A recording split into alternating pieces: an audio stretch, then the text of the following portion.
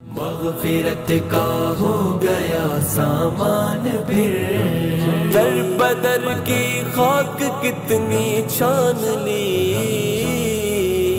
لوٹ آ رب کی طرف نادان پھر، مغفرت کا ہو گیا سامان پھر۔ بسم اللہ الرحمن الرحیم، الحمدللہ حمد الشاکرین، والصلاة والسلام علی المبعوث رحمۃ للعالمین، نبینا و حبیبنا محمد وعلی آلہ وصحبہ الطیبین الطاہرین۔ ناظرین، ایک ایسے مقدس اور مبارک مہینے میں کہ جس کے آخری اور اہم اور قیمتی عشرے میں ہم داخل ہو چکے، یہ وہ آخری اہم اور قیمتی عشرہ ہے جس کا ہر لمحہ ہر گھڑی بے حد اہمیت کی حامل ہے، اور یہ وہ قیمتی عشرہ ہے جس میں ایک عظیم رات ہے جسے لیلۃ القدر کہا جاتا ہے، اور وہ خیر من الف شہر ہے۔ ایسے مقدس اور مبارک مہینے کے آغاز ہی میں جنت کے دروازے کھول دیے گئے، جہنم کے در بند کر دیے گئے، اور بندگان خدا کو ہر رات جہنم سے آزادی کے پروانے تقسیم کیے جا رہے ہیں۔ اس عظیم مہینے کے عظیم اور آخری عشرے میں پیغام ٹی وی میں آپ کو آپ کا ہوسٹ حافظ زین العابدین علوی برکات رمضان سحر ٹرانسمیشن میں خوش آمدید کہتا ہے۔ ایسے لمحات میں خوش آمدید کہتا ہے کہ جب بندوں کی سننے، بندوں کو دینے، بندوں کو نوازنے، بندوں کو عطا کرنے کے لیے اللہ تبارک و تعالی آسمان دنیا پر نزول فرما چکے ہیں۔ ناظرین، آج ہمارا ٹاپک ہے اللہ تعالیٰ کی رحمتوں کی برسات۔ ناظرین، رب کریم کی رحمتیں ہر لمحہ اپنے بندوں پر برس رہی ہیں، لیکن رمضان المبارک میں ان بارشوں کا، رحمت کے ان قطرات کا کوئی کنارہ نہیں، کوئی انتہا نہیں۔ بندہ جتنا مرضی گناہ گار ہو اپنے رب کے پاس جائے، اس کی رحمت کا سوالی بن کر اللہ اپنی رحمت کی لپیٹ میں لے لیتے ہیں۔ آج کی ٹرانسمیشن میں ہم اللہ کی رحمت کے حوالے سے جاننے کی کوشش کریں گے کیسے ہم اپنے دامن کو اللہ کی رحمت کی بارش کے قطرات سے بھر سکتے ہیں اور اللہ کی رحمت کو سمیٹ سکتے ہیں۔ ناظرین، سٹوڈیوز میں بڑے پیارے مہمانان گرامی موجود ہیں۔ UAN نمبر 0421770000، اس کے ساتھ ساتھ ہمارا واٹس ایپ نمبر 0321565200، جس پر میسیج اور کالز کر کے آپ اپنے مسائل کا حل جان سکتے ہیں۔ اس کے ساتھ ساتھ آپ ہمیں اپنی ٹیلی ویژن کی اسکرین پہ دیکھ رہے ہیں، پیغام ٹی وی یوٹیوب لائیو پر دیکھ سکتے ہیں۔ اپنے کمنٹس کر کے محبت کے اظہار کیجئے۔ ناظرین، سٹوڈیوز میں آج مہمانان گرامی موجود ہیں، پیغام ٹی وی کے ریسرچ سکالر، بڑی ہی محبتوں سے نوازنے والے جناب حضرت مفتی محمد نعمان فاروقی حفظہ اللہ تعالی۔ مفتی صاحب السلام علیکم۔ وعلیکم السلام ورحمۃ اللہ۔ کیسے مزاج؟ خیر وعافیت سے ماشاءاللہ۔ اللہ کا شکر۔ اس کے ساتھ ساتھ ڈاکٹر میاں عتیق الرحمن ازہری صاحب موجود ہیں، وہ بھی پیغام ٹی وی کے ریسرچ سکالر ہیں اور بڑی ہی محبتوں سے نوازنے والے ہیں۔ السلام علیکم ورحمۃ اللہ۔ وعلیکم السلام ورحمۃ اللہ۔ کیسے مزاج؟ الحمدللہ۔ آپ کی تشریف آوری کا شکریہ، پیغام ٹی وی کو قیمتی وقت دینے کا شکریہ۔ ڈاکٹر صاحب، محترم مفتی صاحب، اللہ تعالیٰ کی رحمت کی بارشیں بلا شبہ بے انتہا ہیں۔ یہ فرمائیے گا کہ اللہ کی رحمت کی بارش کن اعمال سے حاصل کی جا سکتی ہے؟ ان الحمدللہ والصلاة والسلام علی رسول اللہ، اما بعد۔ جی، اللہ تعالیٰ کی بے پایاں رحمت اور وسیع تر رحمت اور ہر چیز کو گھیرے ہوئے اس کی رحمت، یہ ہے تو بہت وسیع، بے شک، جس کا کوئی کنارہ نہیں ہے۔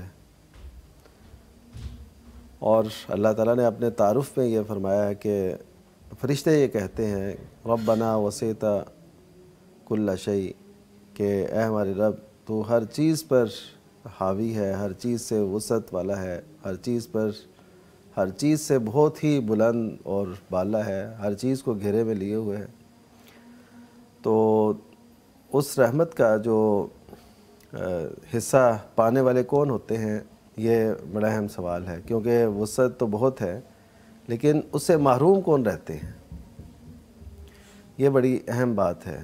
تو محروم رہنے والوں میں سے ایک تو وہ لوگ ہیں، جیسا کہ رمضان المبارک کا مہینہ چل رہا ہے، بالکل، تو نبی کریم صلی اللہ علیہ وسلم نے جب آمین کہی، وہ حدیث جبریل جب انہوں نے آمین دعا کی کہ جو شخص اپنی زندگی میں رمضان پائے اور بخشا نہ جائے اس کے لیے، یعنی اس کی بخشش نہ ہو، تو اس کے لیے نبی صلی اللہ علیہ وسلم نے فرمایا کہ جبریل کہتے ہیں کہ اس کی اللہ تعالیٰ اس کو رحمت سے دور کر دے۔ اللہ تو اس پر नबी करीम सल्लल्लाहु अलैहि वसल्लम ने आमीन कही और जिब्रील ने ये दुआ की। तो इसका मतलब है कि ऐसे लोग जो ख़ुद उस रहमत से महरूम रहना चाहें, ठाठे मारते समुंदर से, या ऐसे समझ लें कि नहर के पास प्यासे रह जाएं, तो इसका मतलब है कि वो ख़ुद अपने आप को महरूम रख रहे हैं, और ये ऐसे महरूमों ही की बात है इस हदीस मुबारका में। बिल्कुल ठीक। तो इसका मतलब है जो अपने आप को महरूम रखना चाहे उस रहमत से, तो वो उस रहमत को नहीं पा सकता है, वो बड़ी वसी है।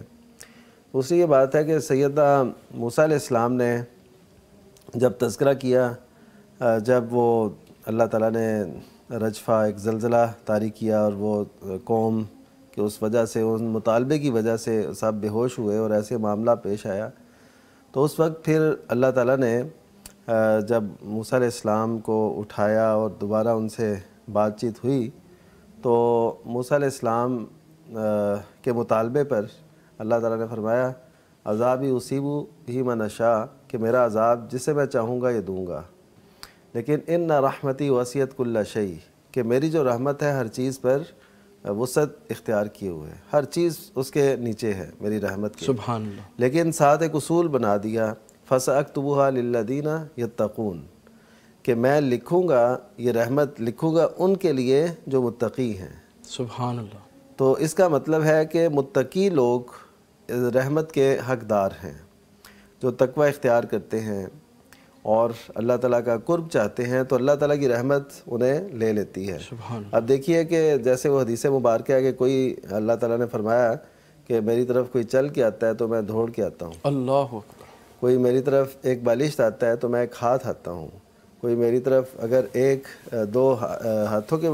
हाथ के बकदर आता है तो मैं 2 हाथों के बकदर आता हूँ। तो इससे ये पता चलता है कि बंदे रहमत के उम्मीदवार भी होने चाहिए और तक़वा इख्तियार करें, ऐसे असबाब इख्तियार करें जिसकी वजह से उसकी रहमत मिले। फिर यत्तक़ून, ये पहले से बताओ, फिर फरमाया अल्लज़ीना यूतून ज़काता, और वो लोग जो ज़कात देते हैं, और फिर ये फरमाया कि जो हमारी आयात पे ईमान रखते हैं। और इसी में फिर आगे चल के अल्लाह ताला ने नबी करीम सल्लल्लाहु अलैहि वसल्लम की तारीफ़ फरमाई कि जिसको वो तौरात और इंजील में लिखा हुआ पाते हैं, और यहाँ पे नबी सल्लम की नबी उम्मी के हिसाब से इसलिए वजाहत फरमाई क्योंकि तौरात और इंजील में नबी सल्लम की जो सिफत बयान की गई वो इन अल्फाज से की गई, तो इस वजह से अल्लाह ताला ने वही यहाँ पे तज़किरा फरमाया। मतलब क्या निकलता है कि रहमत अल्लाह ताला की बड़ी वसी है।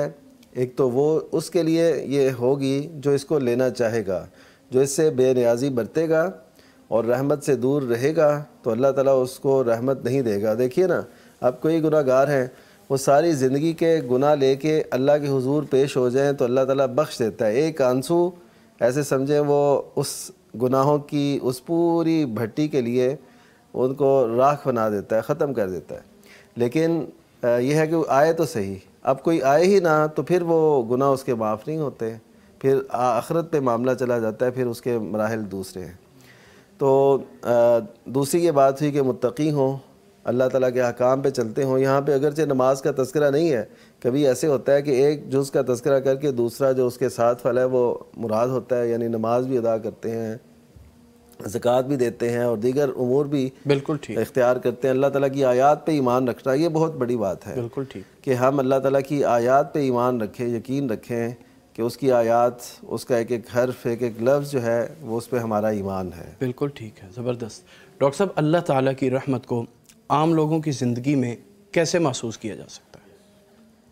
अल्हम्दुलिल्लाह रब्बिल आलमीन वस्सलातु वस्सलामु अला अशरफिल अंबिया वल मुरसलीन। बहुत शुक्रिया अलवी साहब, आपसे जब भी गुफ्तगू होती है तो बड़ी एक सबक आमूज़ और बहुत ही नहायत अहम मौजू पर गुफ्तगू होती है, और आज भी नहायत अहम मौजू है जिसे मैं सादत समझता हूँ कि मैं उस पर डिस्कशन के लिए यहाँ मौजूद हूँ।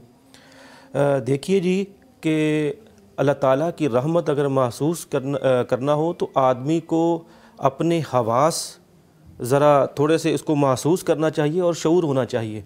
अल्लाह की रहमत सूरज तुलू होने से लेकर इंसान के सांस लेने तक اور پھر اسی طرح دیکھنے سے لے کر سننے تک اور اس کے چلنے پھرنے سے لے کر کھانے پینے تک ہر ایک چیز اللہ تعالیٰ کی نعمت ہے۔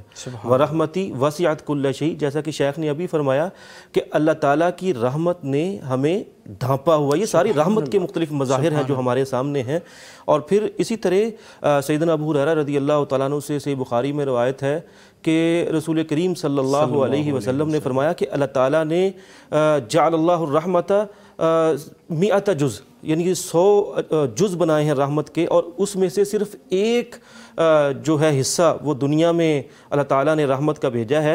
تو اب اس ایک حصے کی وجہ سے یہ جو آپ دیکھتے ہیں کہ گھوڑی جو ہے وہ اپنے بچے کو سمو تلے نہیں رونتی، یہ اس رحمت کی وجہ سے ہے جو اللہ تعالیٰ نے اس دنیا میں رکھی ہے۔ اور دیکھیے کہ جب 99 حصے اللہ تعالیٰ نے اپنے پاس رکھے ہیں تو وہ اپنے بندوں پر کتنا رحیم ہوگا، کتنا کریم ہوگا۔ اور پھر ہمیں مجھے خاص طور پہ اللہ تعالیٰ کی جو ایک بڑی رحمت اپنے حوالے سے نظر آتی ہے نا، وہ یہ کہ اللہ تعالیٰ نے یہ توفیق دی کہ میں اس کے سامنے اپنی جبین نیاز رکاتا ہوں، کسی اور کے سامنے اللہ تعالیٰ نے مجھے توفیق نہیں دی۔ الرحمن الرحیم مالک یوم الدین ایاک نعبد و ایاک نستعین، یہ یعنی اللہ تعالیٰ نے یہ ہمیں یہ سمجھ دی، یہ بوجھ دی کہ اس کے سامنے اپنے دستے سوال کو دراز کیا جائے، اپنی جبین نیاز کو جھکایا جائے۔ تو یہ بھی ایک بہت بڑی رحمت ہے کہ در در پر سر جھکانے سے اللہ تعالیٰ نے محفوظ رکھا۔ وہ ایک سجدہ جسے تو گراں سمجھتا ہے، ہزار سجدوں سے دیتا ہے بندے کو نجات، یہ بہت بڑی اللہ تعالیٰ کی رحمت ہے ہم پر۔ اور پھر اسی طرح صحیح مسلم میں جب بھی تشریف لاتے ہیں نا پیغام ٹی وی پر، بڑی مرتب اور خوبصورت گفتگو کرتے ہیں۔ ہم آپ کی گفتگو سنیں گے، لیکن ایک کالر ہیں۔ السلام علیکم ورحمۃ اللہ، منیر اشرف صاحب عارف والا سے۔ جی وعلیکم السلام سر، کیا حال ہے؟ اللہ کا بڑا احسان ہے۔ منیر صاحب فرمائیے گا، کیا پوچھنا چاہیں گے؟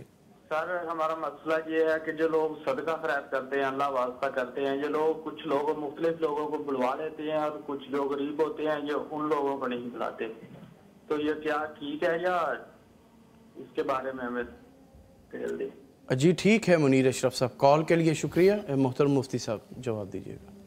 جی جو لوگ خرچ کرتے ہیں نا، تو ان کو چاہیے کہ وہ اصل جو حقدار ہیں اور اپنے عزیز و اقارب ہیں، اپنے محلے کے لوگ ہیں، ان کو کوشش کریں۔ اب دیکھیں ہر بندہ اپنے اپنے محلے میں، اپنے آس پاس اپنے عزیز و اقارب کو اگر وہ سپورٹ کرنے لگ جائے اور اس کا خیال رکھے، تو پھر ظاہر ہے ہر غریب کو اس کا خیال رکھا جائے گا۔ اور اگر یہ کیا جائے کہ جی بس ایک بلا لیا جائے، تو بعض اوقات ہوتا ہے جو زیادہ چلنے پھرنے والے ہوتے ہیں، زیادہ روابط والے ہوتے ہیں، وہ زیادہ لے جاتے ہیں، اور کچھ لوگ جو بیٹھے ہوتے ہیں وہ محروم رہ جاتے ہیں۔ کل بھی ایک کال جیسے آئی تھی، اب اس محلے کے لوگ جو ہیں وہ ادھر ادھر تو دیتے ہی ہوں گے نا، لیکن ان کو اپنے محلے میں نہیں پتہ، تو یہ پتہ چلانا اس لیے بھی ضروری ہے۔ صحیح مسلم کی روایت ہے کہ نبی کریم صلی اللہ علیہ وسلم نے فرمایا کہ اللہ تعالیٰ روز قیامت فرمائیں گے کہ میں بھوکا تھا، تو نے مجھے کھلایا نہیں۔ تو وہ کہے گا، اے رحمان تو ہر چیز کا مالک اور رازق ہے، تو میں تجھے کیسے کھلا؟ تو اللہ تعالیٰ فرمائیں گے کہ میرا فلاں بندہ جو بھوکا تھا تو اسے جانتا تھا، تو تو نے اسے نہیں کھلایا، اگر تو کھلاتا تو مجھے اس کے پاس پاتا۔ اللہ اکبر کبیرہ۔ تو لوجدت عندہ، ایسے الفاظ ہیں۔ تو اس سے یہ پتہ چلتا ہے کہ دیکھنا چاہیے کہ ہمارے ماحول اور حالات میں کون ایسے لوگ ہیں جن کو ہم سپورٹ کریں۔ ٹھیک ہے۔ تو باقی یہ ہے کہ میں یہ کہوں گا کہ اگر آپ نے صدقہ خیرات کرنا ہے تو عزت سے دیں، وقار سے دیں، ان کا وقار مجروح نہ کریں۔ اور اس کی بہترین صورت یہ ہے کہ آپ اس علاقے کے معززین سے، اہل علم سے، علماء سے وہ ملیں، اور آپ دیکھیں کہ کون کون، ان کو تقریباً پتہ ہوتا ہے آلموسٹ، اسی طرح کونسلر ہیں ان کو پتہ ہوتا ہے کہ کون کون گھرانہ کیسے ہے، تو ان تک خود جا کے پہنچائیں، ان کی عزت مجروح نہ ہو، اور اس طرح ان کو دیا جائے۔ بالکل ٹھیک۔ جی ڈاکٹر صاحب محترم۔ جی الوی صاحب، تو میں بات کر رہا تھا کہ ایسے ہی صحیح مسلم میں سیدنا عمر بن خطاب رضی اللہ تعالیٰ عنہ سے ایک روایت ہے، اور کہتے ہیں کہ کسی یعنی غزوہ کے بعد یا کسی لڑائی کے بعد نا کچھ قیدی لائے گئے مدینہ میں، تو اب جب وہاں پر قیدی لائے گئے تو ان میں ایک خاتون تھی جو کبھی ادھر بھاگتی کبھی ادھر بھاگتی، بڑی بے چین تھی۔ تو نبی کریم صلی اللہ علیہ وسلم وہ بھی سارا یہ منظر دیکھ رہے تھے، آپ کے ساتھی بھی سارا دیکھ رہے تھے۔ تو ایسے میں اس کو ایک بچہ وہ ملا، چھوٹا سا بچہ ملا، تو اس نے جلدی جلدی اس کو پکڑا اور اپنی چھاتی سے لگایا، اسے دودھ پلانے لگی۔ تو رسول کریم صلی اللہ علیہ وسلم نے جب ماں کی اپنے بچے سے یہ محبت دیکھی تو صحابہ اکرام سے مخاطب ہوئے کہ آپ جانتے ہیں کہ اس جو بچے کے ساتھ اس والدہ کی جو محبت ہے کیسی ہے؟ تو انہوں نے کہا جی کہ وہ تو بے چین تھی، تڑپ رہی تھی، جیسے ہی اس کو یہ بچہ نظر آیا تو اس نے فوراً اسے اپنی چھاتی سے چپکایا اور اسے دودھ پلانے لگی۔ تو نبی کریم صلی اللہ علیہ وسلم نے اس موقع پر فرمایا کہ اللہ تعالیٰ اللہ ارحم بعبادی من حاذی، کہ اللہ تعالیٰ وہ اس ماں سے بھی زیادہ، اس بچے کی جو والدہ ہے اس سے بھی زیادہ اپنے بندے پر رحم کرنے والے ہیں۔ تو یہ اللہ تعالیٰ کہ جو اپنے بندے پر اتنے مہربان ہیں، اتنے رحم کرنے والے ہیں، تو اس کی رحمت ہر لمحے ہر وقت ہمارے پاس ہے۔ اس کی رحمت کے بلبوتے پر ہی ہم جی رہے ہیں، کوئی جو سانس آ رہا ہے وہ اس کی وجہ سے۔ بے شک، بہت خوبصورت۔ ایک کالر ہیں جی، ایک السلام علیکم ورحمۃ اللہ، ام عبداللہ صاحبہ قصور سے۔ جی السلام علیکم۔ السلام علیکم ورحمۃ اللہ۔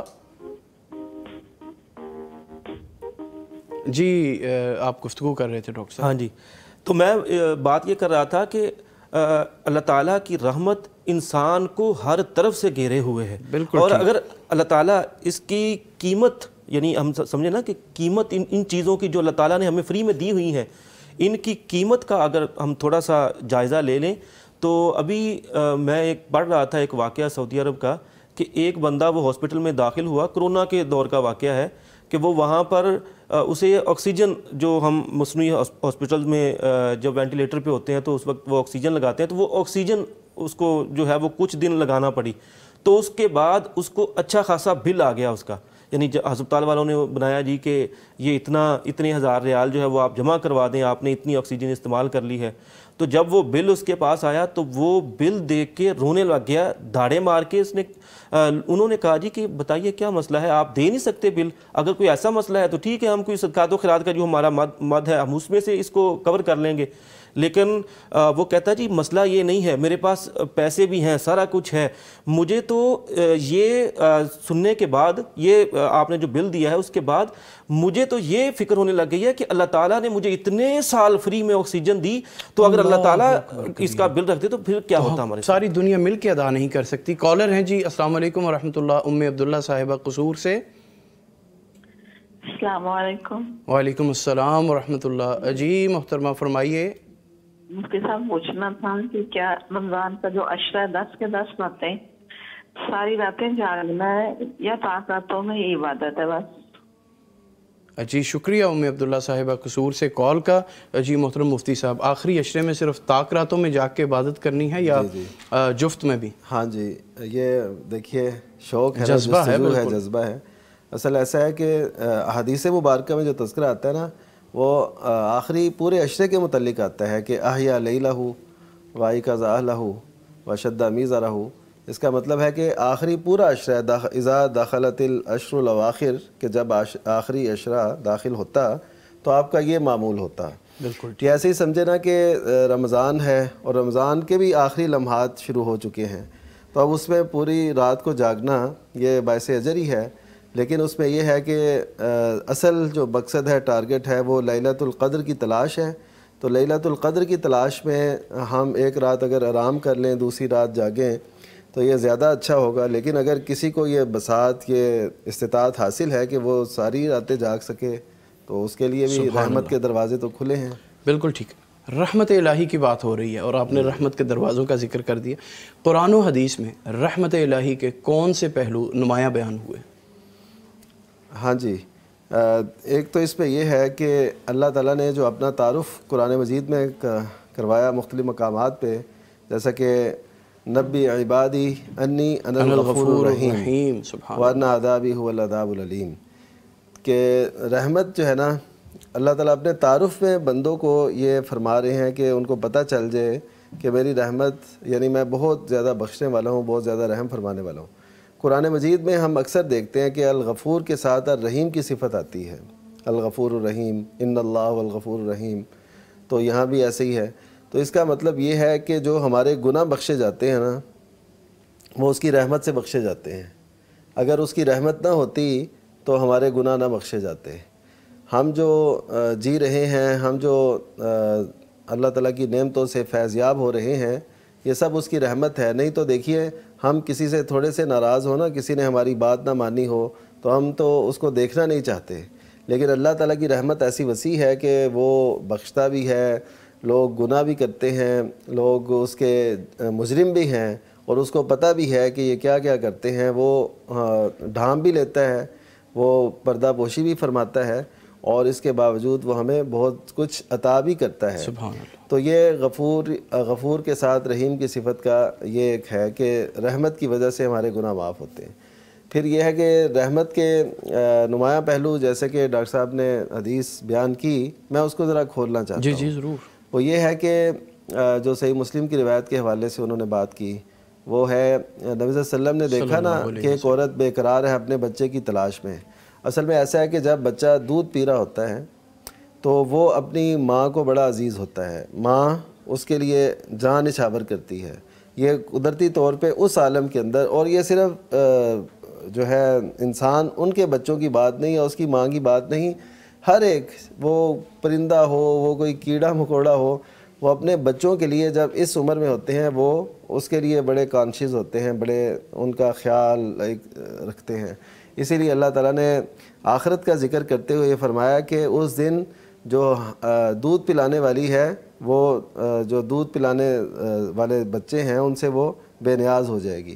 وہ اس دن کی ہولناکی ایسی ہوگی، اللہ تعالیٰ نے مثال یہ اس لیے دی تاکہ لوگوں کو پتہ چل جائے کہ اس دن کی ہولناکی کیسی ہے کہ ایسا دودھ پیتا بچہ بھی عورت بھول جائے گی، یا کوئی بھی مادہ وہ بھول جائے گی۔ جی اور دیگر بھی۔ تو اچھا اب یہ کیا ہے کہ جب وہ بچہ ایک تو اس عمر میں بہت عزیز ہوتا ہے، پھر یہ ہے کہ جنگ کے عالم میں جب گم ہو جاتا ہے بچہ پھر زیادہ، پھر تیسری بات یہ ہے کہ جب گم ہو کے ملتا ہے بچہ، ان ماؤں سے پوچھئے جن کے بچے اللہ نہ کرے کبھی زندگی میں ادھر ادھر ہوئے ہوں، اور پھر جب ملتے ہیں ان کی چاہت کس قدر دوبالا ہو جاتی ہے۔ تو یہ میں سمجھتا ہوں کہ اس حدیث مبارکہ میں اس سے بڑھ کر ماں کی ممتا کی مثال کوئی ہو نہیں سکتی تھی جو لوگوں کو بتائی جاتی۔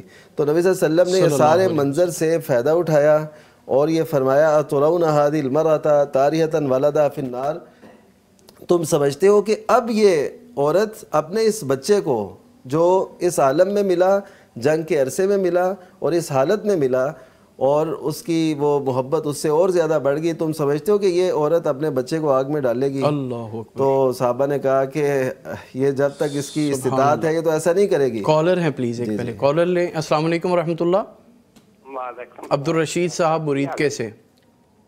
ਹਾਂਜੀ ਸਰ ਮੇਰਾ ਸਵਾਲ ਇਹ ਕਿ ਮੇਰੀ ਹਮਸ਼ੀਰਾ ਮਾਰੀ, ਉਹਨੂੰ ਮੈਂ ਪੈਸੇ ਦਿੱਤੇ ਨੇ, ਉਹਨੂੰ ਜਗ੍ਹਾ ਲੈ ਕੇ ਦਿੱਤੀ 5 ਮਰਲੇ, ਤੇ ਉਹਦੇ ਜਿਹੜੇ ਉਹਦੀ ਜ਼ਕਾਤ ਜਿਹੜੀ ਹੈ ਉਹ ਮੈਨੂੰ ਪੈਣੀ ਹੈ ਜਾਂ ਅਗਲੇ ਘਰ ਨੂੰ ਪੈਣੀ ہے؟ جی شکریہ عبدالرشید صاحب کال کے لیے۔ محترم مفتی صاحب، انہوں نے اپنی سسٹر کو جگہ گفٹ کی ہے، لے کے دی ہے، اس کی زکوٰۃ ان کو پڑے گی؟ ہاں جی، نہیں زکوٰۃ تو اس کی نہیں ہے کیونکہ انہوں نے تو ہبہ کر دی، بالکل انہوں نے ان کو لے دی، اب ان کا تو بالکل نہیں ہے۔ تو جن کو لے کے دی یہ خود ہی کہہ رہے ہیں کہ وہ کمزور ہیں تو میں نے ان کو لے کے دیا ہے۔ اگر تو وہ گھر کے لیے لے کے دیا ہے انہوں نے پلاٹ وغیرہ، تو اس پہ بھی زکوٰۃ وہ نہیں دیں گی، اور اگر ان کے پاس اضافی ہے پھر یہ سال گزرنے کے بعد اس کا وہ دیں گے، تو ابھی تو کچھ بھی نہیں ہے۔ اگر اضافی ہے مطلب انہوں نے انویسٹمنٹ کے لیے لیا ہے، گھر کے لیے نہیں لیا، اگر گھر کے لیے لیا اس پہ کوئی زکوٰۃ نہیں، ان کو بھی نہیں دینی زکوٰۃ۔ بالکل ٹھیک۔ ڈاکٹر صاحب، قرآن و حدیث میں اللہ کی رحمت کو کن ایگزامپل سے واضح کیا گیا؟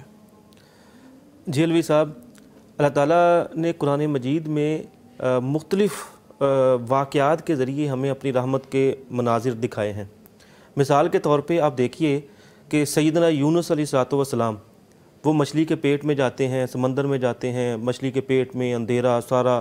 اب قرآن کریم میں جہاں پر ان کا ذکر آیا تو اللہ تعالیٰ نے وہاں پر فرمایا کہ وَأَدْخَلْنَاهُمْ فِي رَحْمَتِنَا إِنَّهُ مِنَ الصَّالِحِينَ، اور پھر آگے وَظَنُّونِ إِذْ ذَهَبَ، وہ سارا ذکر کیا کہ سیدنا یونس علیہ السلام کو اللہ تعالیٰ نے اپنی رحمت سے نُنْجِي الْمُؤْمِنِينَ، آگے فرمایا کہ اللہ تعالیٰ نے وَكَذَلِكَ نُنْجِي، ہاں جی، وَكَذَلِكَ نُنْجِي الْمُؤْمِنِينَ، اللہ تعالیٰ نے اپنی رحمت سے ان کو نجات دی تھی. تو یہ اللہ تعالیٰ کی رحمت کی بہت بڑی مثال ہے. اور پھر اسی طرح آپ دیکھیے جیسے آغاز میں سیدنا موسیٰ علیہ السلام کے حوالے سے انہوں نے ایک ذکر کیا تھا. اب سیدنا موسیٰ علیہ السلام نے اپنی قوم کو قبطیوں سے یا فرعون سے جب نجات دلائی تھی تو وہ بھی اللہ تعالیٰ کی رحمت کا ایک بہت بڑا مظہر تھا کہ جو ہمارے سامنے آتا ہے. اور پھر اسی طرح سیدنا یوسف علیہ السلام کا واقعہ دیکھیں, قدم قدم پر اللہ کی رحمت کی مثالیں ہمارے سامنے آتی ہیں, کیسے وہ کنویں میں گرے اور کنویں سے نکال کے اللہ تعالیٰ نے اپنی رحمت سے انہیں مصر کے تخت پر بٹھا دیا. تو یہ اللہ رب العالمین کی رحمت کا ایک مظہر ہمارے سامنے آتا ہے. اور پھر اسی طرح سیدنا ایوب علیہ السلام کے حوالے سے دیکھیے کہ وہ کس طرح مشکلات میں یا مصیبتوں میں رہے, لیکن اس کے بعد اللہ تعالیٰ نے اپنی رحمت ان پر کی تو پھر ان کا خاندان بھی واپس آیا, وہ ساری جو مال و دولت تھا وہ بھی سارا ان کے پاس آیا. تو یہ سارے مناظر ہیں, یہ سارے مظاہر ہیں کہ جو اللہ تعالیٰ نے اپنی رحمت کے قرآن مجید میں بیان کیے ہیں. اور پھر دوسری بات کہ قرآن مجید کو اللہ تعالیٰ نے رحمت بھی کہا ہے, وَنُنَزِّلُ مِنَ الْقُرْآنِ مَا هُوَ شِفَاءٌ وَرَحْمَةٌ لِّلْمُؤْمِنِينَ. یہ جو قرآن جس کے ذریعے ہم دنیا میں چلنا, یعنی اپنے ایک مسلمان ایک مومن جس طرح وہ چلنا اس سے سیکھتا ہے کہ میں نے کیسے کسی معاملے کو ڈیل کرنا ہے, رہنمائی لیتا ہے اس سے, تو اگر یہ ساری چیزیں نہ ہوتیں تو یہ کیسے جو ہے وہ ممکن تھا کہ ایک مومن کے لیے کوئی راہ کھلتا یا اس کے لیے یہ چیزیں. اور پھر دوسری بات کہ یہ قرآن ایک شفا ہے اور وَرَحْمَةٌ لِّلْمُؤْمِنِينَ, یعنی یہ اللہ تعالیٰ کی طرف سے ایک رحمت بھی ہے ایمان والوں پر کہ جو ان کے ایمان کی حفاظت کے لیے سامان فراہم کرتا ہے, ان کے عقیدے کی بہتری کے لیے انہیں رہنمائی دیتا ہے, زندگی میں آگے بڑھنے کے لیے انہیں راستہ دکھاتا ہے. سبحان اللہ, سبحان اللہ. ڈاکٹر مفتی صاحب, ابھی اللہ تعالیٰ کی رحمت کے حوالے سے بات ہو رہی تھی, بلا شبہ اللہ ارحم الراحمین ہے, تو گناہ گار بندوں پر بھی اللہ کی رحمت برستی ہے؟ جی جی, جیسے کہ اللہ تعالیٰ نے خود فرمایا ہے, ارشاد الہی ہے کہ قُلْ يَا عِبَادِيَ الَّذِينَ أَسْرَفُوا عَلَىٰ أَنفُسِهِمْ لَا تَقْنَطُوا مِن رَحْمَةِ اللَّهِ إِنَّ اللَّهَ يَغْفِرُ الذُّنُوبَ جَمِيعًا, کہ اے حبیب صلی اللہ علیہ وسلم میرے ان بندوں کو بتا دیں, ان کو یہ چیز باور کرا دیں, یہ یقین دلا دیں اس بات کا کہ اللہ تعالیٰ کی رحمت سے نا امید نہیں ہونا. اور ان لوگوں کے لیے خصوصاً جو اسرفو, جنہوں نے بہت گناہ کیے, اسراف اصل میں زیادتی کو کہتے ہیں نا, تو گناہوں میں زیادتی کر کر کے جو لوگ نا امیدی کی طرف چلے جاتے ہیں اور شیطان ان کو یہ کہتا ہے اچھا اتنے گناہ کر لیے اب تمہاری معافی کیسے ہوگی, تو اللہ تعالیٰ نے ان سارے لوگوں کو, ان تمام جو ایسے لوگ ہیں جو جرائم کرتے رہتے ہیں, ان کو اس آیت میں تسلی دی ہے اور امید دلائی ہے کہ تم نے اللہ تعالیٰ کی رحمت سے کبھی مایوس نہیں ہونا. سبحان اللہ. یعنی جیسے بھی حالات ہوں, جس قدر بھی جرائم ہوں, تو اللہ تعالیٰ کی رحمت پہ ضرور امید رکھنی ہے. سبحان اللہ. اور ساتھ ہی یہ فرما دیا کہ ان اللہ یغفر الذنوب جمیعا, کہ اللہ تعالیٰ ہر قسم کے گناہوں کو معاف کرتا ہے, سب کے سب گناہوں کو معاف کرتا ہے. سبحان اللہ. اس حوالے سے گفتگو جاری رہے گی. ناظرین, برکات رمضان سحر ٹرانسمیشن جاری ہے, اللہ کی رحمت کی بارشوں کے حوالے سے گفتگو ہو رہی ہے. وقت ہے ایک چھوٹی سی بریک کا, ملتے ہیں بریک کے بعد. مغفرت کا ہو گیا سامان پھر, در بدر کی خاک کتنی چھان لی, لوٹ آ رب کی طرف نادان پھر, مغفرت کا ہو گیا سامان پھر, مغفرت کا ہو گیا سامان پھر, در بدر کی خاک کتنی چھان لی, لوٹ آ رب کی طرف نادان پھر, مغفرت کا ہو گیا سامان پھر. ویلکم بیک ناظرین, برکات رمضان سحر ٹرانسمیشن جاری ہے. بریک میں ہمیں جوائن کیا ہے ایک بڑی پیاری شخصیت نے, خطیب ہیں, واعظ اور مبلغ ہیں, عوامی حلقے میں بڑے مقبول ہیں, سنے جانے والی شخصیت ہیں, بلبل قرآن حضرت قاری محمد یاسین بلوچ صاحب. آپ کی ان سے ملاقات کرواتے ہیں. قاری صاحب السلام علیکم ورحمۃ اللہ. السلام ورحمۃ اللہ وبرکاتہ. ماشاء اللہ, تھوڑی تشریف آوری دا قاری صاحب, بہت شکریہ. ناظرین, قاری صاحب موجود ہیں, ان کی موجودگی کا فائدہ اٹھاتے ہیں. قاری صاحب محترم, اپنے مخصوص انداز میں ہمیں کچھ اشعار سنائیے گا.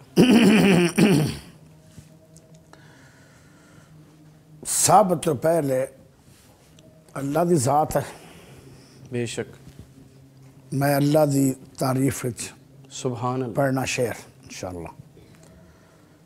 اور اللہ تو بعد اس کائنات دے اندر جس ذات دا شان اور مقام ہے وہ سونے پاک محمد صلی اللہ علیہ وسلم ہے. اور انہاں دی میں نعت پاک پڑھا. سبحان اللہ.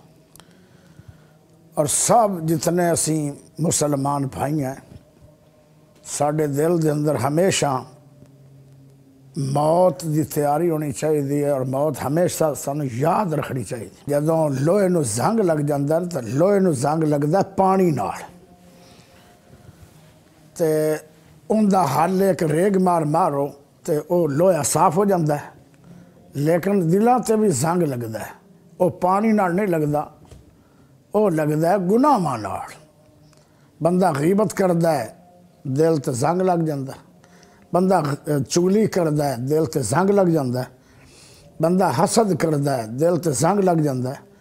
بندہ جھوٹ بولدا ہے دل تے زنگ لگ جاندہ ہے. شراب پیندا ہے دل تے زنگ لگ جاندہ ہے. تے دلاں دے زنگ او کیویں اترن گے؟ جدوں دلاں تے زنگ لگ جان پھر تسی کثرت نال قرآن پڑھو. قرآن دی برکت نال دلاں دے زنگ اتر جان گے. اور کثرت نال موت نو یاد رکھو. جدو بندہ موت یاد رکھے نا پھر ظلم نہیں کرے گا. ہو سکتا ہے موت نہ آ جائے وہ پھر اپنیاں یعنی گوانڈیاں نو پریشان نہیں کرے گا. ہو سکتا ہے مینوں موت نہ آ جائے. وہ کوئی گناہ نہیں کرے گا کیونکہ گناہ ماں زنگ لگنا سی. وہ پھر گناہ چھوڑدا چلا جاندہ ہے نیکیاں کردا چلا جاندہ ہے. جدو بندہ گناہ چھوڑدا جاندہ ہے نیکیاں کردا چلا جاندہ ہے ان دا دل شیشے طرح صاف ہو جاندہ ہے. اور جن دا دل صاف ہو گیا وہ جنتاں دا مہمان ہو. سبحان اللہ. اے آخر تے میں موت دا نقشہ کٹاں گا اپنے شعراں چ. جی ضرور. سب تو پہلے حمد باری تعالیٰ. تیرا نام رحیم کریم اللہ تیری شان بلند عظیم اللہ. تیرا نام رحیم کریم اللہ تیری شان بلند عظیم اللہ. آسماناں زمیناں بنایا اللہ انہاں دا نظام چلایا اللہ. سمانا زمیناں سجایا اللہ غیباں نو جاننے علیم اللہ. تیرا نام رحیم کریم اللہ تیرا نام رحیم کریم اللہ تیری شان بلند عظیم اللہ. اولاداں دے نہ دے اللہ اولاداں دے نہ دے اللہ خوشیاں تے غم دے اللہ. اولاداں دے نہ دے اللہ خوشیاں تے غم دے اللہ. عمر بہت تھوڑی دے اللہ حی قیوم مقیم اللہ. تیرا نام رحیم کریم اللہ تیرا نام رحیم کریم اللہ تیری شان بلند عظیم اللہ. غیروں پکار نہ چھوڑ دے سب بت خانے توڑ دے. رب والے منہ موڑ دے تھوڑا میرا خالق قدیم اللہ. تیرا نام رحیم کریم اللہ تیرا نام رحیم کریم اللہ تیری شان بلند عظیم اللہ. بلوچ دی سندا رب رحمان رب نو پکارو کہندا قرآن. لاسٹ میرا اے بیان رہ شرک بچائی کریم اللہ. تیرا نام رحیم کریم اللہ تیرا نام رحیم کریم اللہ تیرا نام رحیم کریم اللہ تیری شان بلند عظیم اللہ. یہ ہے سونے اللہ پاک دی تعریف. انہوں کیا جاندہ ہے حمد. آخر تے موت دا مسئلہ ہے ایسا مسئلہ ہے کہ موت سب نو آنی. اور یہ میں ہونے تھوڑی دیر پہلے لکھا اس دنیا تے نا دل لاوی اس دنیا تے نا دل لاوی نہیں تے لا کے تو پچھتاویں گا اس دنیا تے نہ دل لاویں نہیں تے لا کے تو پچھتاویں گا جے رب نال یاری لا لئی تو پھر مار کدی نہ کھاویں گا اس دنیا تے نہ دل لاویں نہیں تے لا کے تو پچھتاویں گا جے رب نال یاری لا لئی تو پھر مار کدی نہ کھاویں گا او جنات کردہ مانسی تو او جنات کردہ مانسی تو آج چھڑ اجاڑا چلے نی او جنات کردہ مانسی تو آج چھڑ اجاڑا چلے نی مٹی پا کے سنگیاں مترانے مٹی پا کے سنگیاں مترانے رائے اپنے گھران دے ملے نی پہلے ہر کوئی دکھڑے ونڈا سی پہلے ہر کوئی دکھڑے ونڈا سی آج کلی جان پیساویں گا اس دنیا تے نہ دل لاویں نہیں تے لا کے تو پچھتاویں گا او دس کتھے نی جڑے کہندے سی او دس کتھے نی جڑے کہندے سی ساڑا کٹھا جینا مرنا ہے سب جھوٹے کوڑے دعوے نے بس موت پہ اللہ پینا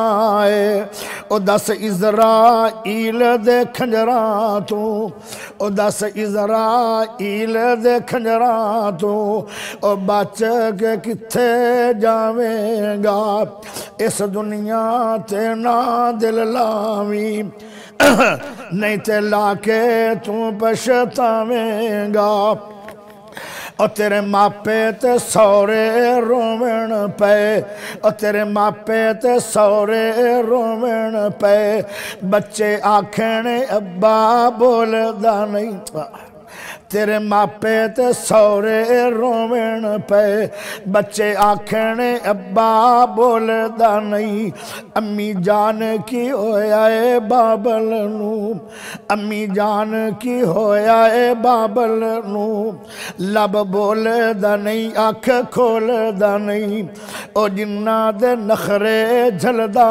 سی ہن کنج کما کے کھواویں گا اس دنیا تے نہ دل لاویں نہیں تے لا کے تو پچھتاویں گا جے رب نال یاری لا لئی تو پھر مار کدی نہیں کھاویں گا آخر ماشاءاللہ محترم قاری صاحب آپ نے پہلے حمد باری تعالیٰ کے بڑے ہی ایمان افروز خوبصورت اشعار پڑھے پھر نعت رسول مقبول صلی اللہ علیہ وآلہ وسلم کے اور پھر یہ آخر میں موت کے حوالے سے آپ نے جو ہے وہ ایمان افروز اشعار پڑھے اور اس وقت کا ذکر کیا آپ کی تشریف آوری کا قاری صاحب محترم بے حد شکریہ پیغام ٹی وی کو وقت دینے کا شکریہ ناظرین وقت ہے ایک چھوٹی سی بریک کا سٹے ود اس مغفرت کا ہو گیا سامان پھر در بدر کی خاک کتنی چھان لی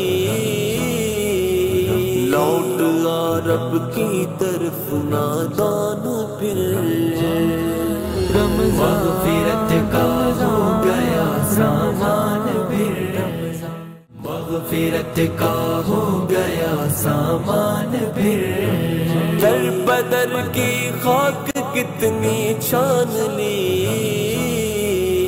لوٹ آ رب کی طرف نادان پھر مغفرت کا ہو گیا سامان پھر ویلکم بیک ناظرین برکات رمضان سحر ٹرانسمیشن جاری ہے بریک میں ہمیں ایک بڑی پیاری پرسنالٹی نے جوائن کیا ہے قاری محمد عارف المنشاوی صاحب فاضل قراءت عشرہ آپ مختلف اداروں میں تدریس کے فرائض بھی سر انجام دے رہے ہیں بڑی خوبصورت آواز رکھتے ہیں اللہ تعالیٰ ان کو اور حسن صوت نصیب فرمائے محترم قاری صاحب السلام علیکم ورحمۃ اللہ السلام ورحمۃ اللہ پیغام ٹی وی کو وقت دینے کا شکریہ. آپ کی موجودگی سے فائدہ اٹھاتے ہوئے ہم گزارش کریں گے کہ تلاوت قرآن مجید سے اس پروگرام کو منور فرمائیں. اعوذ باللہ من الشیطان الرجیم.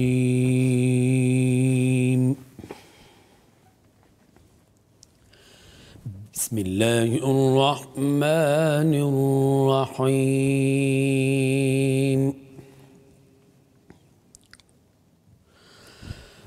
وَرَبُّكَ يَخْلُقُ مَا يَشَاءُ وَيَخْتَارُ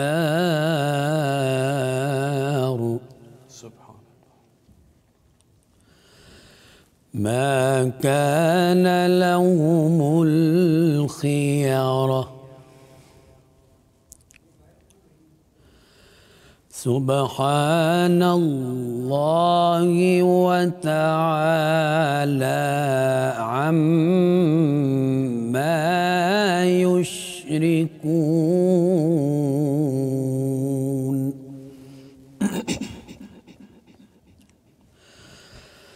وَرَبُّكَ يَعْلَمُ مَا تُكِنُّ صُدُورُهُمْ وَمَا يُعْلِنُونَ.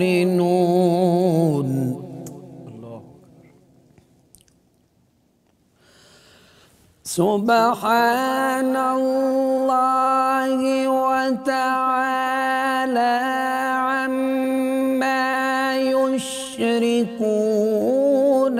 وربك يعلم ما تكن صدورهم وما يعلنون.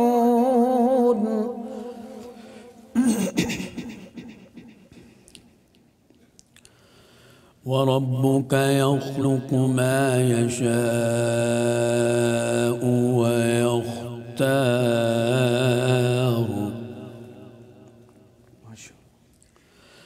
ما كان لهم الخيرة سبحان الله وتعالى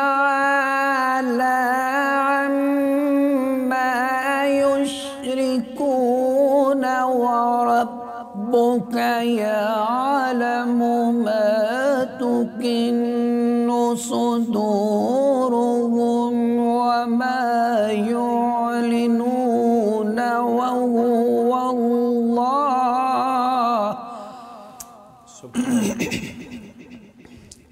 وهو الله لا إله إلا له الحمد في الأولى والآخرة. وهو الله لا إله إلا هو له الحمد في الأولى والآخرة وله الحكم وإليه ترجعون.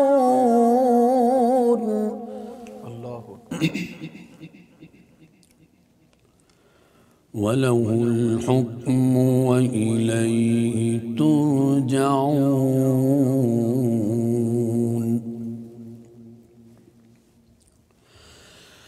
وهو الله لا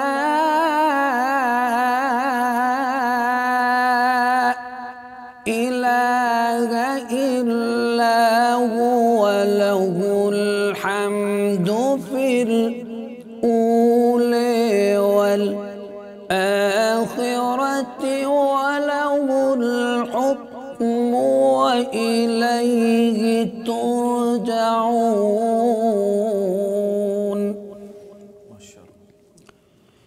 بسم الله الرحمن الرحيم.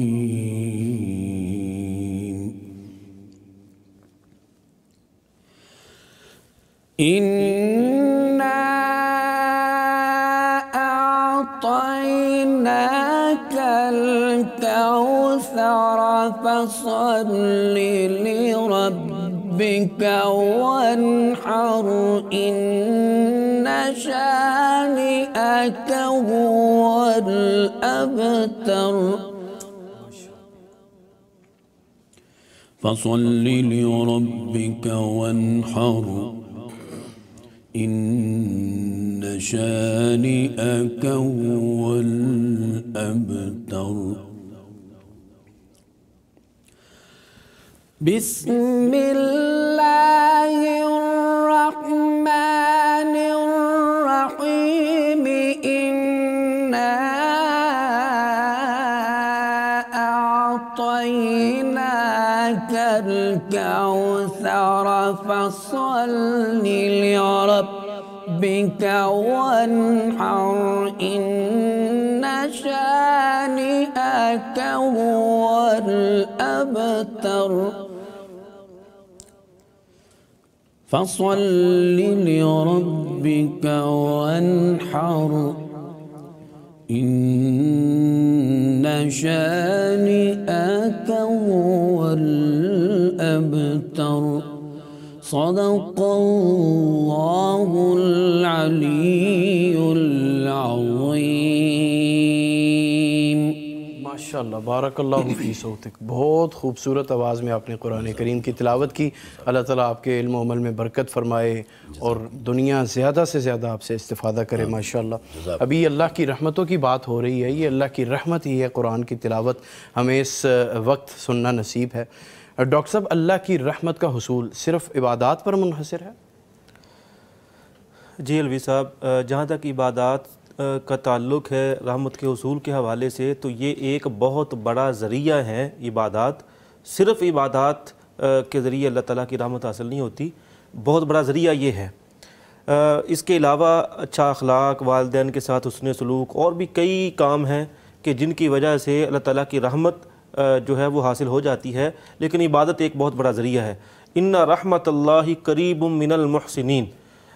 جو محسن ہے، یعنی اب محسن ایک تو یہ ہے کہ حسن اخلاق کے حوالے سے نیک کام کرنے والے، ان کے اللہ تعالیٰ کی رحمت جو ہے وہ ان کے قریب ہے. اور پھر اسی طرح ایک اس کا مطلب یا معنی یہ ہوتا ہے جو حدیث جبریل میں آتا ہے نا، احسان کا ایک اس میں ذکر، کیونکہ احسان یہ محسن اسی سے ہی یہ محسن ہے.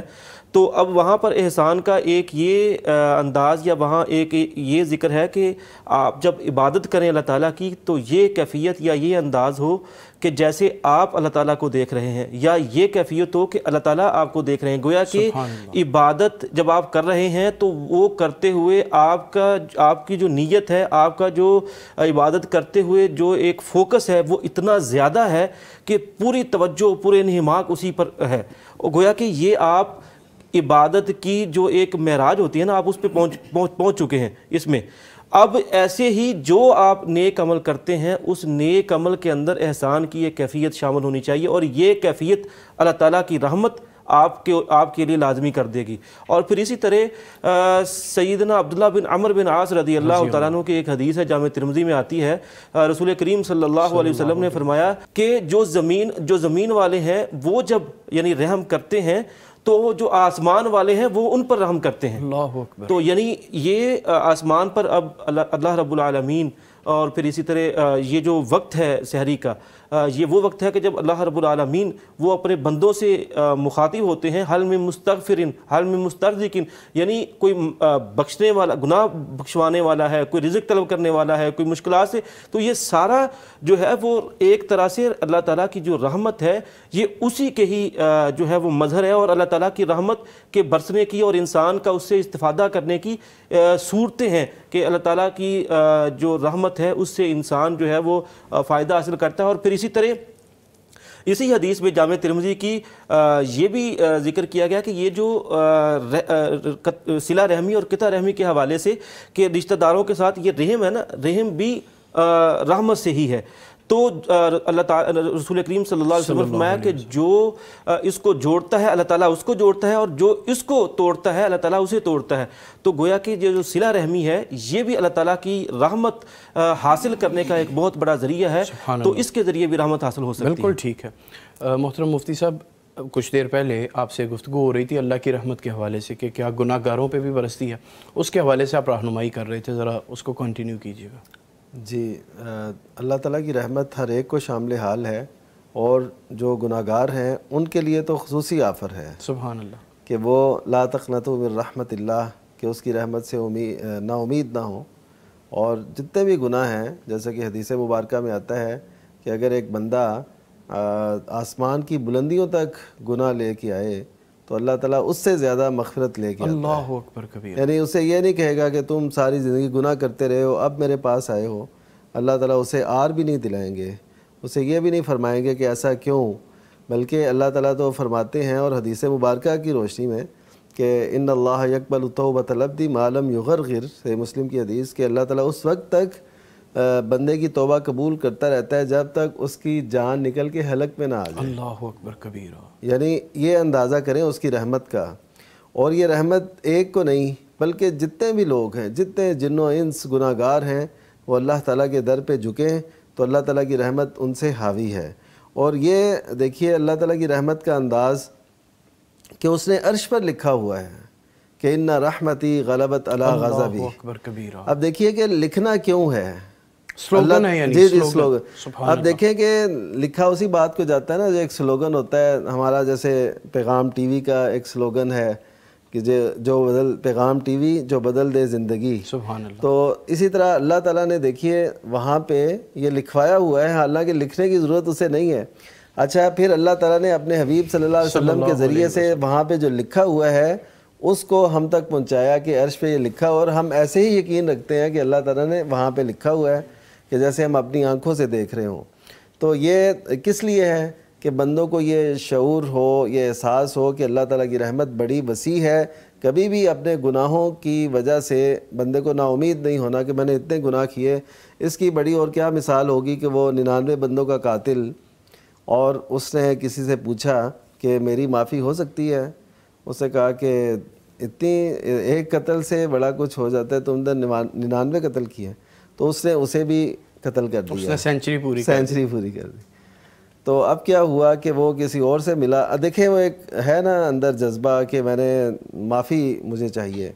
اب اس نے کسی اور سے پوچھا، عالم سے، اس نے اسے بتایا کہ معافی کیوں نہیں، لیکن اس کا حل یہ ہے کہ تم اس علاقے سے نکلو، اس شہر سے، اس بستی سے جہاں کے لوگ برے ہیں، اور اچھے لوگوں کی بستی کی طرف چلے جاؤ۔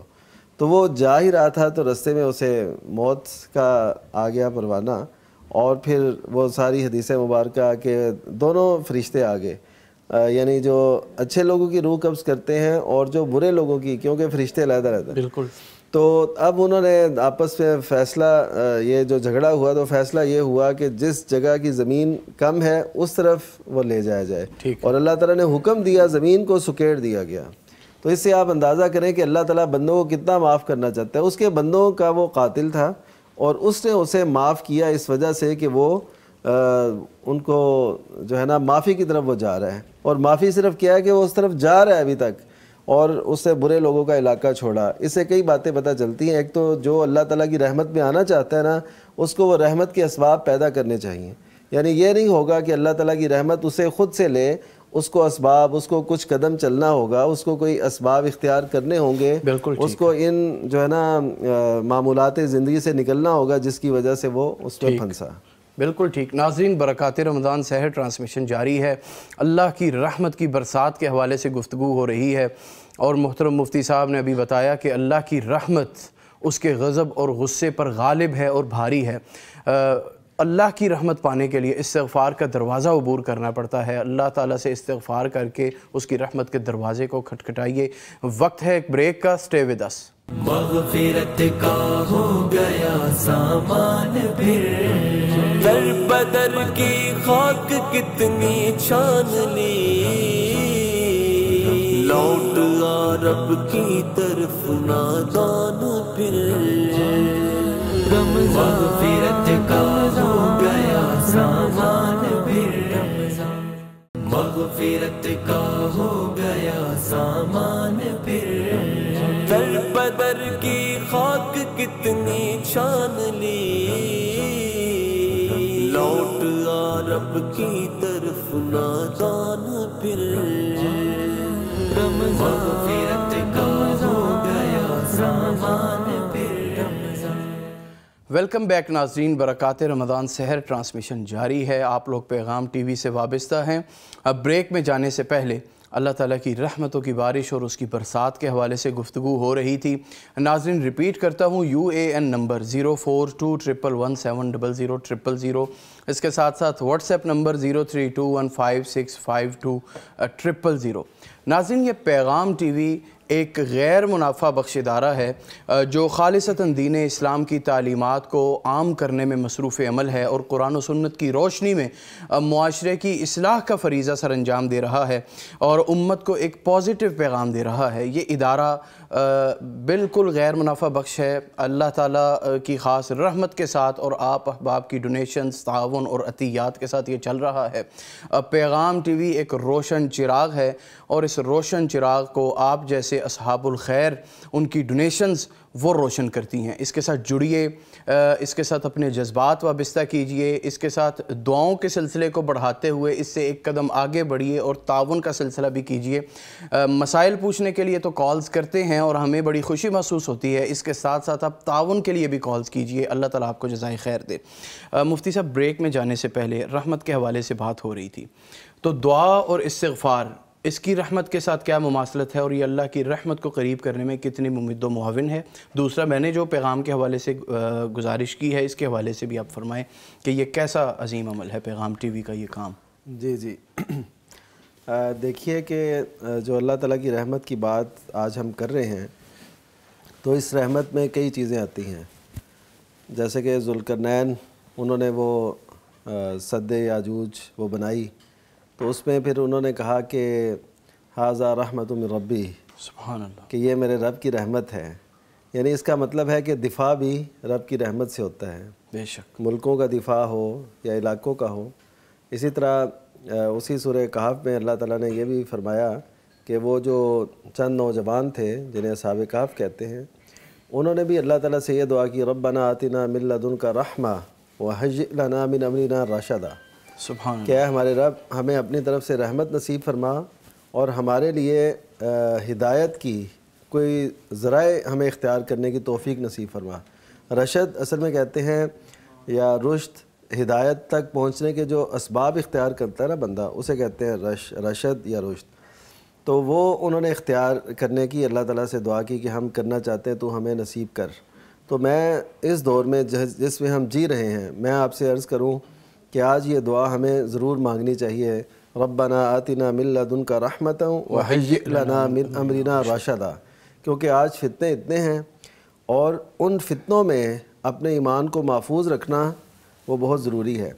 आप देखिए, क्लिक करते हैं आपके सामने कई तरह की चीज़ें, शुकूक व शुबहात आ जाते हैं, हर अपनी अपनी बोली बोल रहा है, हर कोई अपनी तरफ बुला रहा है, फितनों ने घेरा हुआ है। तो इसमें ऐसे समझे हम अपने ईमान को तहफ़्फ़ुज़ देने के लिए अल्लाह ताला से दुआ करें और साथ ये जहन में रखें कि हम कैसे अपने ईमान को बचा सकते हैं। सुभान अल्लाह। देखिए, आपने बात कर ही दी कि पैगाम टीवी और इसके हवाले से मैं ये कहता हूँ कि शायद ही कोई ऐसा चैनल हो जिसमें इस कदर एहतियात के साथ और इस कदर हमदर्दी के साथ और इस कदर मोहब्बत के साथ, इस कदर मोहब्बत के साथ ये पैगाम फैलाया जाता हो कुरान और सुन्नत की खालिस दावत का, जिस पे हम एक एक लफ्ज़ को देख के उसको चेक करके वो आगे रिलीज़ करते हैं, लोगों के सामने लाते हैं।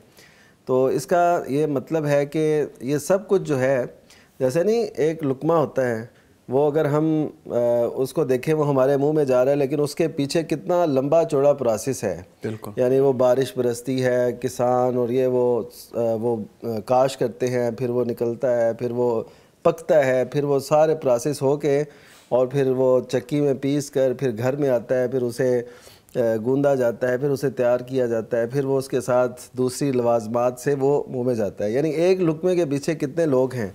अभी ये जो हमारी स्क्रीन पे चल रहा है, लोगों की जो कॉल्स आ रही हैं, जो लोग फ़ायदा उठा रहे हैं اور پوری دنیا سے ماشاءاللہ کالز کوئی بالکل کوئی کہاں سے وہ آ رہی ہیں.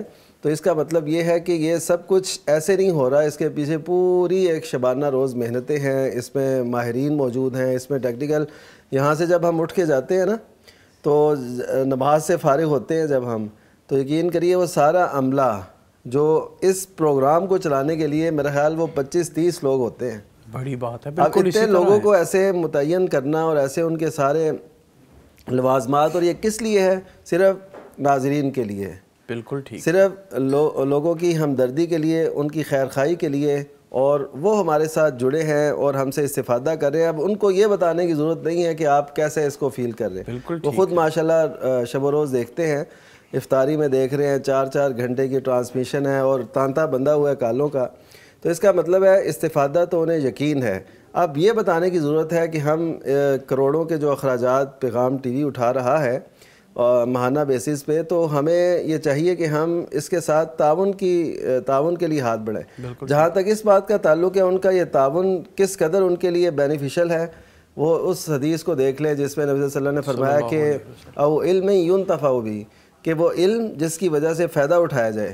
اب یہ جو چیزیں ڈاؤن لوڈ ہوتی ہیں, جو چیزیں ہماری سکرین پہ آ رہی ہیں, یہ کلپس بن رہے ہیں ویڈیو اور یوٹیوب پہ یہ ڈاؤن لوڈ ہو رہے ہیں, اپلوڈ کیے جا رہے ہیں, تو اس کا مطلب کیا ہے کہ یہ ہمیشہ کے لیے یہ ہو گیا, ہمیشہ کے لیے وہ محفوظ ہو گیا. اب جو بھی جس کو جب بھی ضرورت پڑے گی وہ وہاں سے کلپ دیکھے گا, اس کے سامنے وہ آ جائے گا اور وہ اس سے استفادہ کرے گا. اسی طرح اور مثلا ہم مدرسے کی بنیاد پہ یا مسجد کی بنیاد پہ تو ایک محدود سطح تک جاتے ہیں نا, لیکن جب ہم دیکھتے ہیں ٹی وی اور چینلز کے ذریعے سے اس کا جو ہے نا میدان بہت ہی زیادہ وسیع ہے, انٹرنیشنل لیول پہ ہے. بالکل وہ ہر کوئی اس سے استفادہ کر سکتا ہے. اور آپ دیکھتے ہیں کہ ایک ایک کلپ جو ہے وہ لاکھوں کی تعداد میں, ملینز اور کروڑوں کی تعداد میں بھی چلا جاتا ہے بعض اوقات. تو اس حالت کے اندر آپ دیکھیں کہ آپ کا جو تعاون ہے, ہمارے ناظرین کا جو تعاون ہے, اس سے گھر گھر میں دعوت جو پھیل رہی ہے, جو گھر گھر تک دین کی دعوت پہنچ رہی ہے, کیا یہ لوگ محروم رہیں گے؟ یہ نا اصل میں ہمارا تصور ذرا ایسا نہیں ہے. ہم سمجھتے ہیں کہ شاید یہ کوئی خرچ کرنے والی بات نہیں ہے, فیلڈ نہیں ہے. حالانکہ میں یہ سمجھتا ہوں, میں اس لیے نہیں کہ میں پیغام چینل میں ہوں, اس لیے کہ یہ واقعتاً ایک فریضہ ہے کہ ہم نے اس کو پیچھے ڈالا تو دوسری طاقتوں نے اس پہ غلبہ پا لی اور وہ لوگوں کو گمراہ کر رہے ہیں, عقائد سے کھیل رہے ہیں اور ان کو زندگیت کی طرف لے جا رہے ہیں, ان کو ارتداد کی طرف لے جا رہے ہیں, ان کے الحاد کی طرف انہیں لے جا رہے ہیں. تو ہم جب اس محاذ سے پورے نہیں اتریں گے تو یقیناً یہ ہم امت مسلمہ کے نوجوانوں کا حق تلف کر رہے ہوں گے. تو اس لیے ہم چاہتے ہیں کہ لوگ ہمارے ساتھ جڑیں جیسے وہ جڑے ہیں اور وہ تعاون کی طرف آئیں. اور بالکل اس بات سے نہ ہچکچائیں. کئی لوگ یہ بھی کہہ دیتے ہیں جی یہ چینلز کو کیا ہم نے تعاون کرنا ہے کیا نہیں. یہ دعوت کا ایک اتنا مؤثر ذریعہ ہے. آپ مساجد میں جلسوں پہ لاکھوں لگا دیتے ہیں, اس کا نتیجہ کیا نکلتا ہے کہ وہ لوگ آئے, کچھ سنا اور پھر چلے گئے. اور یہاں پہ دعوت جو ہے وہ ہمیشہ کے لیے ہے. بالکل ٹھیک. اور یہ ہے کہ گھر گھر تک پہنچ رہی ہے, اور یہ کہ جو بھی چاہتا ہے وہ اسی وقت وہ دیکھ لیتا ہے, اور جو اس کو چاہیے وہ اس کو مل جاتا ہے. تو اس سے بڑی اور کیا بات ہوگی. بالکل ٹھیک ہے, دعوت دین کا کام ہے, اس کے دست و بازو بننا چاہیے. کالر ہیں جی ایک. جی وعلیکم السلام. جی میری بہن فرمائیے. جی مجھے اپنے بارے میں آپ سے کچھ پوچھنا تھا کہ بتانا تھا. جی اصل میں میری شادی کو 9 سال ہو گئے ہیں نا. جی. تو جو میرے ہسبینڈ ہے نا, اور اس دوران مطلب ہمیں بچے نہیں تھے, ٹھیک ہے, بے اولاد ہیں ہم. تو میں نے اپنے دیور سے نا اپنا بچہ ایڈاپٹ کیا تھا, تقریباً وہ بھی 5 سال کا ہو گیا ہے, ٹھیک ہے. تو جو ہے نا اب جو ہے نا میرے ہسبینڈ نے مجھے اچانک سے ڈائیورس دے دی 5 سال, اور وہ بچے کے 5 مطلب تقریباً 9 سال ہو گئے ہماری شادی کو. تو بچہ بھی مجھ سے لے لیا اور مجھے ڈائیورس بھی دے دی. اور کون ان کے پیرنٹس تھی کہ ان کو ان کی دوسری شادی کروانی تھی, اور مجھے یہ بات معلوم نہیں تھی کہ یہ پہلے سے پلاننگ ہو گئی تھی ان کی نا شادی کرنے کی نا. اب رمضان سے 3 رمضان کو ان کا نکاح بھی ہو گیا اور شادی بھی کر لی فوراً. اور 26 جنوری کو انہوں نے مجھے ڈائیورس دی. میری غیر موجود تھی, میرے بڑوں کے سامنے میں نہیں تھی موجود, چھوٹی سی بات پہ کی تھی میں, ٹھیک ہے. اب مجھے سمجھ نہیں آ رہا کہ میں मतलब मैं अपने बच्चे के लिए भी तड़पती हूँ कि मुझे मेरा बच्चा मिल जाए, या मेरा ऐसा क्या गुनाह था जो उन्होंने मुझे अचानक से दे दिया है। हालांकि मेरे साथ बहुत अच्छा चले हैं, ऐसी बात नहीं कि वो मेरे साथ कभी गलत चले हैं। मुझे समझ नहीं आ रहा मैं अपनी जिंदगी कैसे गुजारूंगी, क्योंकि मेरे तो ना अब्बू है ना कोई भाई है, तो 2 छोटी बहनें। जी मेरी बहन, शुक्रिया कॉल के लिए। अल्लाह ताला आपके मामलात आसान करे, अल्लाह ताला आपके ऊपर अपनी ख़ास रहमत करे। जी मोहतरम मुफ्ती साहब। जी बड़ी अलमनाक एक हज़ीन दास्तान है और इसने हमें भी हिला दिया। देखिए असल में ऐसा है कि पहले तो ये है कि अगर किसी की औलाद नहीं होती तो ये जो समझा जाता है कि इसकी दूसरी शादी कर दे तो औलाद हो जाएगी, ये तो अल्लाह ताला के इल्म में है कि होगा कि नहीं होगा। बल्कि हम बाज़ औक़ात मुशाहिदा ऐसा देखते हैं कि दूसरी शादी कराई फिर नहीं औलाद हुई, तीसरी कराई फिर नहीं औलाद हुई। तो ये ज़रूरी नहीं है कि औलाद ना होने की वजह से आप किसी को तलाक दें, ये तो नहीं अच्छा। दूसरी बात ये कि अगर दूसरी शादी करनी भी है तो पहले को तलाक देने की क्या ज़रूरत है। बिल्कुल, यानी उनको भी अपने अक़द में रखें और अच्छे तरीके से ज़िंदगी गुजारें। और ऐसी मिसालें भी मौजूद हैं कि लोग एक से ज़्यादा शादियां करके भी बड़े खुशगवार ज़िंदगी गुजारते हैं। तो तीसरी बात यह है कि अगर बेटा उन्होंने ले लिया तो ये ज़ाहिर है वो उनका अपना बेटा नहीं था, ले पालक था, तो उस पर इनको ज़रा सब्र से काम लेना चाहिए। अल्लाह ताला ज़रूर जो है ना असबाब पैदा करेगा। हमारा मुआशरती एक समाजी जो है ना बहरान है इस हवाले से कि हम जो बेवगान हैं उनको इस तरीके से सपोर्ट नहीं करते कि उनका दूसरी जगह निकाह कर दिया जाए ताकि वो इज़्ज़त से जी सके। यानी उनको वैसे सपोर्ट करते रहते हैं माली तौर पे, लेकिन ऐसे नहीं सपोर्ट करते कि उनको अपने अक़द में लें। तो ये जो जितनी भी मुश्किल है तो वो अल्लाह ताला के सामने रखें, इंशाअल्लाह अल्लाह ताला उसका हल निकाल देंगे। इन्नमा अशकू बत्ती व हुज़्नी इलल्लाह। हुज़्न जो होता है ना, ये एक बड़े गम को कहते हैं। जैसे इनके यहाँ गम पहुँचा और वो बैठ गया, इसे हुज़्न कहते हैं। तो इसके लिए वही सैयदना याकूब अलैहिस्सलाम की दुआ है और वल्लाहुल मुस्तआन ये ज़्यादा ये पढ़ें और इस तरह अल्लाह ताला के सामने रखें। अल्लाह ताला ज़रूर ऐसे असबाब पैदा करेगा। और अल्लाहुम्मा अजुरनी फ़ी मुसीबती व अख़लिफ़ ली खैरम मिनहा, ये ज़रूर पढ़ें। तो जैसे सैयदा उम्मे सलमा ने यह पढ़ा तो अल्लाह ताला ने मोहम्मद करीम सल्लल्लाहु अलैहि वसल्लम से उनका निकाह करा दिया, तो अल्लाह ताला और असबाब पैदा कर देगा इंशाअल्लाह। बिल्कुल ठीक। तो बाकी ये जो इन्होंने कहा कि उन्होंने मुझे पता नहीं था तो उन्होंने तलाक दे दी, तलाक हो जाती है। अगर औरत को पता ना चले फिर भी हो जाती है, क्योंकि ये मर्द का इख्तियार है। बिल्कुल ठीक। डॉक्टर साहब कॉलर हैं जी। अस्सलाम वालेकुम व रहमतुल्लाह। मियाँ अबरार अब्बास साहिब गुजरांवाला से। जी मोहतरम मियाँ साहब फरमाइए। जी मैं आपका पूरा बहुत शौक से देखता हूँ, बड़ा अच्छा प्रोग्राम है, अल्लाह आपको जज़ाए खैर अता फरमाए।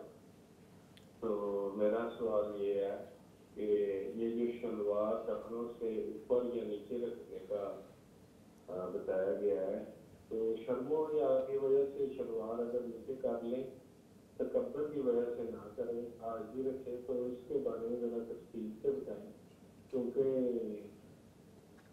मैं इसके बारे में थोड़ा जानना चाहता हूँ, क्योंकि अक्सर शलवार टखनों से नीचे रह जाती है। तो इसके बारे में तो ब्रेन में या दिमाग में भी ऐसी बात नहीं है कि भाई इसको टखनों से नीचे रखना है या तकब्बर की वजह से रखना है। इसके बारे में मुफ्ती साहब से कहेंगे थोड़ा तफसील से बता दें। जी मोहतरम मियाँ अबरार साहब कॉल के लिए। जी मोहतरम मुफ्ती साहब। जी ऐसा है कि नबी करीम सल्लल्लाहु अलैहि वसल्लम का वाज़ेह फरमान है, सुनन और मुस्नद अहमद में, इय्याका व इस्बाल अल इज़ार फ़इन्नहा मिनल मखीला, के अपनी इज़ार को यानी कोई भी चीज़ जो आपने पहनी है उसको नीचे करना टखनों से, इससे बच जाओ, यही तकब्बुर है। यानी नीचे करना ही तकब्बुर है। तो इसका मतलब ये है कि इंसान की सोच फ़िक्र ये नहीं होनी चाहिए कि जी ये मुझ में तकब्बुर नहीं है, बल्कि ये कहे कि ये करना ही तकब्बुर है। यानी ये तकब्बुर की अलामात में से है कि आप टखनों से नीचे करें। नबी सल्लल्लाहु अलैहि वसल्लम ने एक साहबी को, वो आगे जा रहे थे तो उनकी वो नीचे थी, तो आपने उनकी पिंडली से पकड़ के उनको बताया कि इससे ऊपर करो। तो आपने ये नहीं पूछा कि तुम तकब्बुर से कर रहे हो या आदम तकब्बुर से कर रहे हो या तुम किस वजह से, बस ये नीचे करना ही तकब्बुर है। और इस तरह सही बुखारी की जो रिवायत है, मासफला मिनल काबैनी फ़हुवा फिन्नार, कि जो भी टखनों से नीचे होगा ना मर्द के लिए, تو وہ سمجھے جہنم کی طرف اس کا ایک سفر ہے. اللہ. تو اس کا مطلب ہے کہ جو بھی اچھا اس حدیث میں دیکھیے، اور امام بخاری رحمہ اللہ نے کتاب اللباس میں پہلی جو حدیث ہے وہ یہی ذکر کی کہ اس کا مطلب مرد کے لباس کی بنیادی شرط یہ ہے کہ اس کا کوئی بھی چیز، ماں کا مطلب ہوتا ہے کوئی بھی چیز، یعنی وہ پینٹ ہو، شلوار ہو، پجامہ ہو، تہبند ہو، کوئی بھی چیز ہو جو ٹخنوں سے نیچے ہوگی مرد کی، تو وہ سمجھیں کہ آگ ہے. ٹھیک. تو اس وجہ سے یہ کہنا کہ جی میرا ذہن ایسا نہیں ہے، یہ بات درست نہیں ہے. اس کا نیچے کرنا ہی وہ تکبر ہے. اور وہ صحیح مسلم کی روایت وہ بڑی واضح ہے کہ اللہ تعالیٰ ان تینوں کی طرف دیکھے گا نہیں، ان کا پاک نہیں کرے گا. اس میں سے ایک وہ ہے جو اپنی تہبند یا اپنے کپڑے کو ٹخنوں سے نیچے کرتا ہے. ٹھیک ہے. جس طرح انہوں نے کہا کہ شرم و حیا کی وجہ سے، تو نہیں، لیکن نبی علیہ الصلوۃ والسلام سے بڑھ تو عورتوں کر کے شرم و لیے حیا ہے. والا کون تھا؟ شرم و حیا. جی بالکل ٹھیک. ایک اور کالر ہیں جی. السلام علیکم ورحمۃ اللہ. عدنان صاحب لاہور سے. جی وعلیکم السلام ورحمۃ اللہ. جی محترم فرمائیے. جی سر، میرا یہ سوال ہے کہ ہم جو فطرانہ ادا کرتے ہیں عید سے پہلے، کیا یہ ضروری ہے کہ عید سے ایک دن پہلے ادا کریں؟ کیا یہ ضروری نہیں کہ ہم رمضان میں اس کو کسی بھی دن ادا کرتے ہیں؟ جی شکریہ عدنان صاحب کال کے لیے. جی محترم ڈاکٹر صاحب. جی یہ فطرانے کے حوالے سے یہ ہے کہ جو آخری عشرہ ہوتا ہے نا، اس میں آپ ادا کر سکتے ہیں. ویسے تو یہ ہے کہ اس کا جو افضل اور بہترین وقت ہے وہ ہے کہ جب چاند نظر آ جائے، اس کے بعد نماز سے پہلے یہ ادا ہوتا ہے. نماز عید سے پہلے. تو لیکن آخری جو ایام ہوتے ہیں ان میں بھی ادا کیا جا سکتا ہے، تاکہ وہ ضرورت مند جن کو وہ ملے، وہ اگر عید کے حوالے سے اپنا کوئی بندوبست کرنا چاہیں یا اس بندوبست میں اس کو صرف کرنا چاہیں تو وہ ان کے لیے موقع ہو. تو اس کی بھی اجازت ہے کہ وہ آخری عشرے میں. لیکن یہ کہ رمضان کے شروع میں ہی کر دینا یا بہت پہلے کر دینا، اس حوالے سے جو ہے وہ بچنا چاہیے. آخری عشرے میں، آخری دنوں میں جو ہے وہ اس حوالے سے فطرانہ دیا جا سکتا ہے، وہ دینا چاہیے. ٹھیک ہے. محترم مفتی صاحب، اللہ تعالیٰ کی رحمت کے حوالے سے بات ہو رہی ہے، اس سلسلے کو جاری رکھیں گے. یہ کالرز بھی اللہ کی رحمت ہیں جو مسائل پوچھنے کے لیے کالز کرتے ہیں. السلام علیکم ورحمۃ اللہ. وقار احمد صاحب قصور سے. جی وعلیکم السلام. جی محترم وقار صاحب فرمائیے، کیا پوچھنا چاہیں گے؟ سر میں نے کچھ دن پہلے بھی ایک سوال کیا تھا، لیکن مجھے تسلی بخش جواب نہیں دیا گیا. شاید میں آپ کو صحیح طرح سمجھا نہیں پایا. جی فرمائیے. میں اپنا سوال لکھ کے آپ کو سمجھاتا ہوں. آدھا منٹ لگے گا سوال پہ، ذرا اچھے سے سمجھ لیجیے گا، پھر اچھے سے جواب دیجیے گا.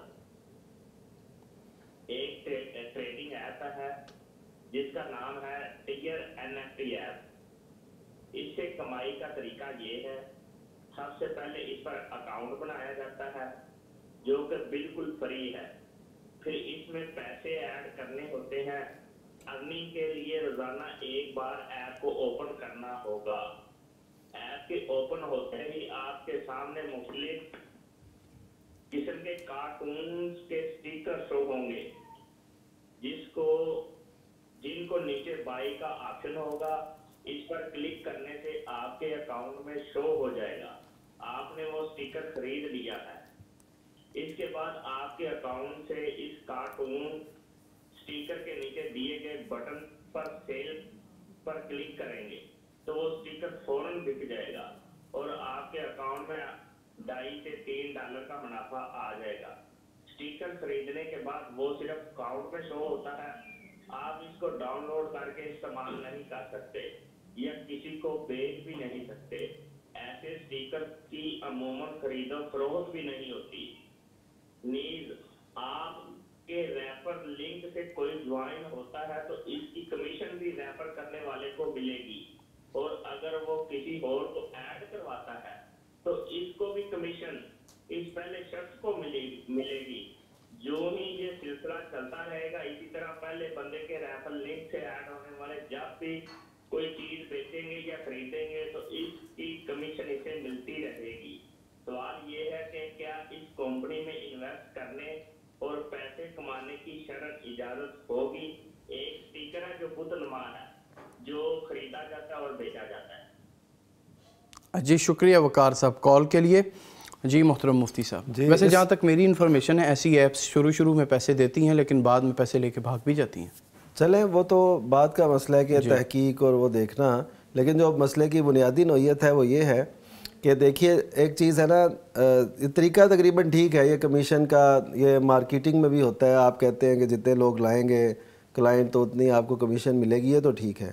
جو اصل بات ہے کہ جس چیز کی خرید و فروخت ہو رہی ہے وہ کیا ہے، وہ کوئی فائدہ مند چیز ہے یا وہ کوئی ایسی چیز ہے جو ناجائز ہو. اب جیسے وہ کہہ رہے ہیں کہ کچھ سٹیکر جو ہیں وہ بت نما بھی ہیں، بت بنے ہوئے ہیں یا ایسا کچھ ہے، تو اس وجہ سے آپ کو تو پھر ہر ایک لینا اور بیچنا پڑے گا نا. تو اس وجہ سے جن چیزوں کی ممانت ہو ان چیزوں کی خرید و فروخت بھی پھر ٹھیک نہیں ہوتی. تو اس وجہ سے میں نہیں یہ مناسب سمجھتا کہ وہ سٹیکرز جو کارٹون پہ مبنی ہیں ان کو ایسے خریدا اور بیچا جائے. ہو سکتا ہے کہ ان کے خرید و فروخت سے پیچھے کچھ عقائد کی کمزوریاں ہوں یا مسلمانوں کے اندر یہ لانچ کرنا چاہتے ہوں کہ یہ بھی اس طرف آئیں آہستہ آہستہ اور ان سے مانوس ہوں. دیکھیں آپ جس چیز کو خریدتے ہیں قدرتی اس کی محبت آپ کے دل میں بڑھ جاتی ہے. بالکل ٹھیک. تو اس وجہ سے ایسی چیزوں کو خریدنا جو کسی بھی استعمال میں نہیں ہے، نہ اس کا کوئی مقصد ہے، وہ خاص ایک سیمبل ہیں اور ان کو کیا جاتا ہے، تو ان سے بچنا چاہیے. اس وجہ سے یہ کوئی مشکوک مجھے لگ رہا ہے، اس کو ہم ظاہری طور پہ حرام تو نہیں کہہ سکتے لیکن یہ مشکوک ضرور ہے. اس حوالے سے نا یہ بات بھی مد نظر رکھنے والی ہے کہ جب یہ کوئی بھی ایپ اس طرح کی بنتی ہے نا، اس کے پیچھے آبجیکٹ ہوتا ہے، اس کا مقصد ہوتا ہے. یہ جتنی بھی ایپ بنتی ہیں نا، باقاعدہ جو ان کے آبجیکٹ باقاعدہ لکھا جاتا ہے کہ یہ خرید و فروخت کے لیے ہے، یہ کرنسی کے طور پہ استعمال ہوگی، اس سے فلاں چیز آپ لے سکتے ہیں، فلاں یعنی وہ ساری چیزیں. تو اب اس میں ہم نے یہ دیکھنا ہوتا ہے کہ اس میں غرر کا بہت بڑا عنصر شامل ہوتا ہے. یعنی بہت ساری چیزیں واضح نہیں ہوتی. انہوں نے بھی جو باتیں کی ہیں ان میں بھی بہت ساری باتیں ایسی ہیں کہ جو یعنی بالکل مبہم ہے، کچھ بھی علم نہیں ہے. تو اس وجہ سے ایسی ایپس کے جس میں غرر کا شبہ ہو یا اسی طرح اس میں جوئے کا یہ عنصر شامل ہو، تو ان ایپس کے حوالے سے یہی ہے کہ ان سے دور رہنا چاہیے اور ان پر کمائی کے حوالے سے نہ اپنے پیسے انویسٹ کرنے چاہیے، ورنہ آپ بھی جس طرح وہ گناہ کے مرتکب ہو رہے ہیں، غرر کر رہے ہیں، جوئے میں لگا رہے ہیں سارا کچھ، ایسے آپ بھی اس میں شامل ہو سکتے ہیں. جی ٹھیک ہے. ایک اور کالر ہے جی. السلام علیکم ورحمۃ اللہ. احمد صاحب اوکاڑا سے. جی وعلیکم السلام. جی محترم احمد صاحب فرمائیے کیا سوال ہے آپ کا؟ میرا سوال ہے جی. وعلیکم السلام. میرا سوال ہے سر ایک تو پرانے پاک پڑھتے تو سجدہ آنا ہے جی، وہ سجدے کے بارے میں سجدے کا طریقہ کار ہے. دوسرا سوال ہے جمعہ کی نماز پڑھنے تو جمعہ جڑا ہے وہ وقت زور ہوتا ہے جماعت کے وچ جڑا ہے نا وہ جمعے ہے، مگر جمعہ آخنا ہے یا زور آکھا جاتا ہے، یہ پوچھنا ہے. جی شکریہ احمد صاحب کال کے لیے. جی محترم مفتی صاحب. جی جو انہوں نے کیا جمعے کے متعلق سوال، تو یہ تو اتنا کوئی یعنی جمعہ اسے کہنا ہے یا ظہر کہنا ہے نماز کو، وہ ظاہر ہے جمعے کی نماز جمعے کی نماز، تو اس کو اگر وہ جمعہ ان سے مس ہو گیا ظاہر ہے وہ ظہر پڑھیں گے. اور یہاں پہ یہ وضاحت کر دوں کہ اگر رکوع سے پہلے دوسری رکعت کی رکوع سے پہلے نہیں ملتے تو پھر وہ ظہر کی نماز ادا کریں گے، کیونکہ یہ حدیث میں واضح ہے کہ جس نے دوسری رکعت کا وہ رکوع نہیں پایا تو اس کا پھر وہ جمعے کی نماز نہیں ہوگی، اسے پھر ظہر پڑھنی چاہیے. اس کا مطلب ہے کہ جمعے میں آپ پہلے پہنچے اور پہلے ملیں. اور جمعے میں جو رکعتیں 2 کی گئی ہیں اس کا مطلب یہ ہے کہ لوگ خطبہ سنیں، تو خطبے کو اہمیت دینی چاہیے اور سننا چاہیے، اگر ان کا یہی مفہوم جیسے میں سمجھا ہوں. ٹھیک ہے. دوسرا ان کا سوال ہے سجدہ تلاوت کا طریقہ. ہاں سجدہ تلاوت وہ یہ ہے کہ جب بھی آپ سجدہ تلاوت پہ آیات تلاوت پہ پہنچے جس پہ سجدہ ہے تو اس وقت ہی آپ نے سجدے میں چلے جانا ہے. اللہ اکبر نہیں کہنا، سجدہ کریں. اور اگر بالفرض آپ کا وضو نہیں ہے تو بھی آپ کر سکتے ہیں. اسی طرح آپ گاڑی پہ ہیں یا کسی اور جگہ پہ آپ کو قبلے کی تعین نہیں ہے تو بھی آپ سجدہ کر سکتے ہیں، جس طرف بھی آپ کا رخ ہے. اس کے لیے قبلہ رخ ہونا بھی ضروری نہیں ہے، وضو بھی ضروری نہیں ہے، اگرچہ وضو کرنا اچھا ہے لیکن وہ ضروری نہیں ہے کہ آپ سجدہ کر سکتے ہیں اس عالم میں. اور اس کی جو دعا ہے وہ سجدہ وجہ للذی فطرہ، یہ وہ لکھیں گے تو آ جائے گی انشاءاللہ. ٹھیک ہے. تو یہ پڑھیں. ایک اور کالر ہیں جی. السلام علیکم ورحمۃ اللہ. قاسم علی صاحب بورے والا سے. جی میرا سوال ہے بھی ہم جو تراویح پڑھتے ہیں تو ساتھ میں وطروں کی جماعت بھی پڑھ لیتے ہیں وطر بھی ساتھ میں، تو اب تعارفوں میں ایسا کرنا چاہیے یا بعد میں پڑھنا چاہیے؟ ٹھیک ہے قاسم علی صاحب. جی محترم مفتی صاحب. ہاں جی، ایسا ہے کہ جن کو یہ اندیشہ ہو کہ ہم نہیں پڑھ پائیں گے وطر یا کوئی، تو ان کے لیے نبی کریم صلی اللہ علیہ وسلم کی نصیحت یہی تھی کہ وہ رات ہی کو پڑھ لیں، ٹھیک ہے، تاکہ ان کا وطر رہ نہ جائے۔ تو جن کو یہ ہو کہ ہم جاگ رہے ہیں اور انشاءاللہ ہم بعد میں پڑھیں گے، تو بعد میں پڑھ لیں، تو یہ زیادہ اچھا وقت ہے ان وطروں کے پڑھنے کے لیے۔ لیکن ایک وہ حدیث مبارکہ جس میں یہ آتا ہے کہ جو امام کے ساتھ نماز پڑھتا ہے اور سلام پھیرتا ہے تاکہ وہ امام اپنی جگہ سے چلا جائے، یعنی سلام پھیر لے، تو اس کا مطلب یہ ہے کہ جو اس کے ساتھ پڑھے گا تو اس کو پوری رات کا قیام کا ثواب ملے گا۔ اس وجہ سے کئی علماء یہ کہتے ہیں کہ کوشش کرنی چاہیے وطر بھی امام کے ساتھ ہی پڑھا جائے۔ اب اس کا حل کیا ہے کہ وطروں کو اگر چھوڑ دیا جائے کہ وہ وطر علیحدہ علیحدہ پڑھے جائے اور باقی ساری تراویحیں وہ ساتھ ہی ہو جائیں، تو یہ زیادہ بہتر ہے۔ ٹھیک ہے جی، ایک اور کالر ہیں جی۔ السلام علیکم ورحمۃ اللہ، محمد افضل صاحب لاہور سے۔ جی محترم فرمائیے گا۔ السلام علیکم ورحمۃ اللہ وبرکاتہ۔ وعلیکم السلام ورحمۃ اللہ وبرکاتہ۔ یہ ہے کہ جو عمرے کے لیے جاتے ہیں، عمرہ کر کے واپس آتے ہیں، مدینہ شریف سے جاتے ہیں، اس کے لیے کیا حکم ہے؟ دوسری بات یہ ہے کہ آپ بہت اچھا کام کر رہے ہیں، اللہ تعالیٰ آپ کو جزائے خیر دے، ماشاءاللہ آپ کے پروگرام سے ہم بہت کچھ سیکھتے ہیں۔ جی شکریہ محمد افضل صاحب ان کلمات کے لیے، پیغام ٹی وی سے وابستہ رہنے کے لیے۔ جی محترم ڈاکٹر صاحب۔ جی جیسا کہ انہوں نے کہا کہ جو عمرہ کے لیے جاتے ہیں تو عمرے کی ادائیگی کے لیے جتنی بھی وہ عمرے کے لیے ضروری چیزیں ہیں یا ضروری عبادات ہیں وہ ساری کی ساری مکہ مکرمہ میں ہی ہیں، ان کے لیے مدینہ طیبہ جانا ضروری نہیں۔ اور لیکن چونکہ ہوتا ہے ایسے ہے کہ ظاہر ہے کہ عمرہ بہت کاسٹلی ہے، قیمتی ہے، تو بہت سارے لوگ ایسے ہوتے ہیں جو زندگی میں ایک بار ہی کرتے ہیں، تو پھر جب ایسے لوگ جاتے ہیں تو ان کے لیے وہ حدیث میں آتا ہے نا کہ 3 مساجد ایسی ہیں کہ جن کی جانب آپ ثواب کی نیت سے جاتے ہیں، ان میں ایک مسجد نبوی بھی ہے۔ اب جو بیچارہ زندگی میں گیا ہی 1 یا 2 بار ہے، ایک بار گیا ہے، یعنی اس کے پاس اتنی کیپیسٹی ہے، تو اب وہ جب جائے گا تو اس کے لیے ظاہر ہے کہ ایک ثواب کا اور ایک رسول کریم صلی اللہ علیہ وسلم کے ساتھ محبت کا تقاضا ہوگا کہ وہ وہاں چلا جائے۔ لیکن عمرے کے حوالے سے جتنی بھی عبادت ہیں وہ ساری کی ساری مکہ مکرمہ میں بھی ہیں۔ اور پھر اسی طرح کچھ لوگ ہیں وہ زیادہ جاتے ہیں، یعنی مثلا ہر ہفتے چلے گئے، ہر مہینے چلے گئے، تو اس وقت وہ اگر پہلے ایک بار چلے گئے ہیں مدینہ طیبہ، وہ ہوا ہے وہاں سے، اب دوبارہ ان کے پاس وقت نہیں ہے تو وہ عمرہ کر کے اب وہیں سے واپس آنا چاہتے ہیں، تو کوئی اس میں حرج کی بات نہیں ہے۔ ٹھیک ہے، ویسے لوگ جاتے ہیں اور وہ خواہش کرتے ہیں کہ ہم جائیں، مسلمانوں کا یہ عقیدت و احترام کا مرکز ہے۔ جی ظاہر ہے، حرمین ہے اور نبی کریم صلی اللہ علیہ وسلم سے محبت کی علامت ہے۔ وہ مقامات جہاں پہ آپ رہے، جہاں پہ آپ کے قدوم میمنت لزوم وہ لگے، سبحان اللہ، قدم بوسی کا شرف حاصل ہوا، تو اس علاقے میں جانا تو یہ بڑی اچھی بات ہے۔ سبحان اللہ۔ ٹھیک ہے، کالر ہیں جی کوئی؟ السلام علیکم ورحمۃ اللہ۔ جی وعلیکم السلام۔ خاور صاحب گجرات سے۔ جی محترم خاور صاحب۔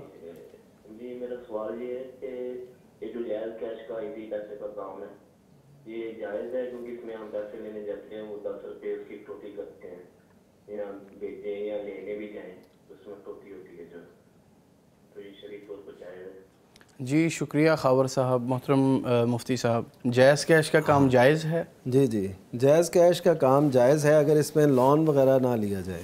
جی، لون جب لیتے ہیں تو اس میں کمپنی اضافی چارجز لیتی ہے جو سود کے زمرے میں آتا ہے، تو باقی جائز کیش کی جو ظاہر ہے جو منتقلی کی رقم یا خدمات ہیں وہ تو اضافی لی دی جا سکتی ہے۔ جی جی، اس میں وہ سود میں نہیں آتا۔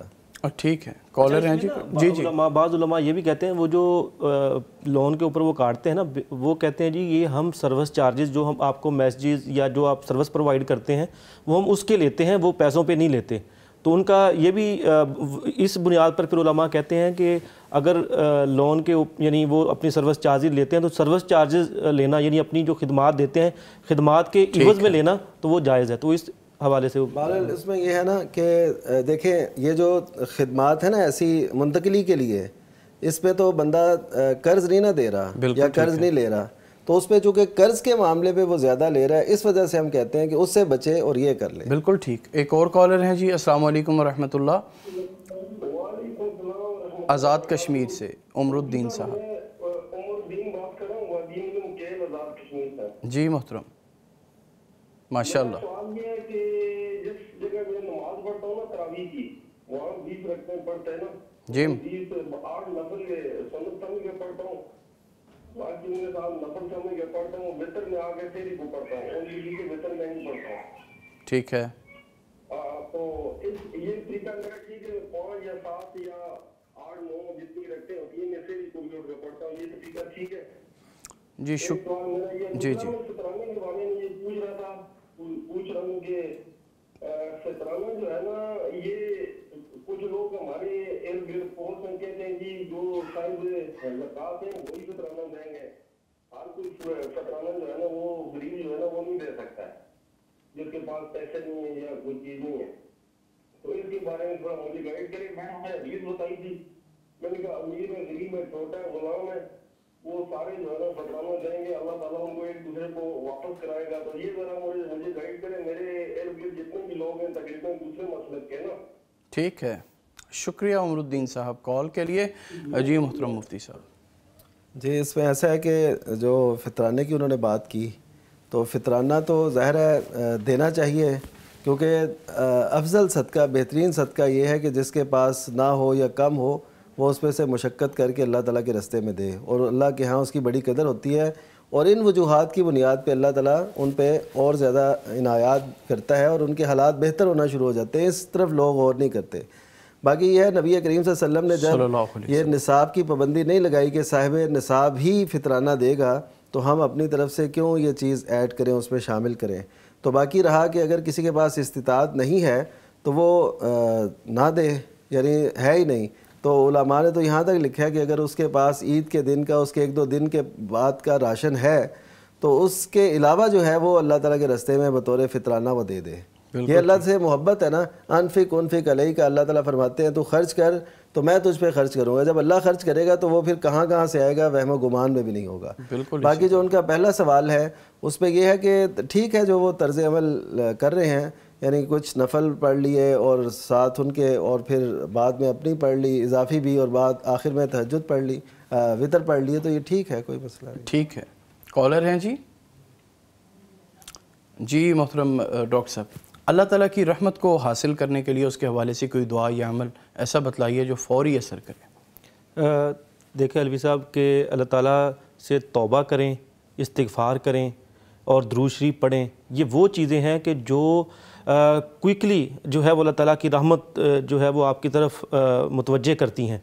और फिर इसी तरह बाज़ ऐसे लम्हात के जो गफलत के होते हैं, उन गफलत के लम्हात में जब आप अल्लाह ताला को याद करते हैं तो उस वक्त अल्लाह ताला की खुसूसी रहमत नाज़िल होती है। मिसाल के तौर पे मैं एक मिसाल देता हूँ कि जब आदमी बाज़ार में जाता है तो बाज़ार में जाते हुए, अब जाहिर है वहाँ दुनियादारी में आदमी गर्क होता है, वहाँ दुनिया का कारोबार होता है, तो अल्लाह ताला को वहाँ ऐसे समझे कि भूला जाता है। तो फिर वहाँ जाके जो दुआ पढ़ता है, ला इलाहा इल्लल्लाहु वहदहु ला शरीका लहु लहुल मुल्कु व लहुल हम्दु युहयी व युमीतु व हुवा अला कुल्ली शैइन क़दीर। अब जिसने ये दुआ पढ़ी तो हदीस में आता है कि अल्लाह ताला उसके लिए कतबल्लाहु अल्फ हसनात, सुभान अल्लाह, अल्फ हसनात, 10 लाख नेकियां लिख देते हैं, 10 लाख गुनाह मिटा देते हैं, 10 लाख दर्जात बुलंद कर देते हैं। अब ये देखिए कि कितनी जो है वो बड़ी अल्लाह ताला की रहमत, यानी दर्जात की बुलंदी की सूरत में, इसी तरह गुनाहों की मुआफ़ी की सूरत में, और फिर इसी तरह नेकियां मिलने की सूरत में आपको मिल गई। और फिर इसी तरह जब आप इस्तिग़फ़ार करते हैं, कसरत से ज़्यादा इस्तिग़फ़ार करते हैं, तो इससे तो अल्लाह ताला की वो यानी रहमतें जो हमें नज़र आती हैं, जो हमें दुनिया में चाहिए होती हैं, माल और दौलत की सूरत में, बेटों की सूरत में, वो हासिल होना शुरू हो जाती हैं। सूरह नूह में अल्लाह ताला ने इस हवाले से फरमाया कि युरसिलिस समा अलैकुम मिदरारा व युमदिदकुम बिअमवालिन व बनीन व यजअल लकुम जन्नातिन व यजअल लकुम, यानी बेटे, माल और यानी बागात, ये सारा कुछ अल्लाह ताला इस्तिग़फ़ार के ज़रिए अपनी रहमत के तौर पर जो है वो अता फरमा देते हैं जब आप इस्तिग़फ़ार करते हैं। और फिर इसी कॉलर पहले लेते हैं, फिर बात को करेंगे। अस्सलाम वालेकुम रहमतुल्लाह। जी मुश्ताक हुसैन साहब पेशावर से।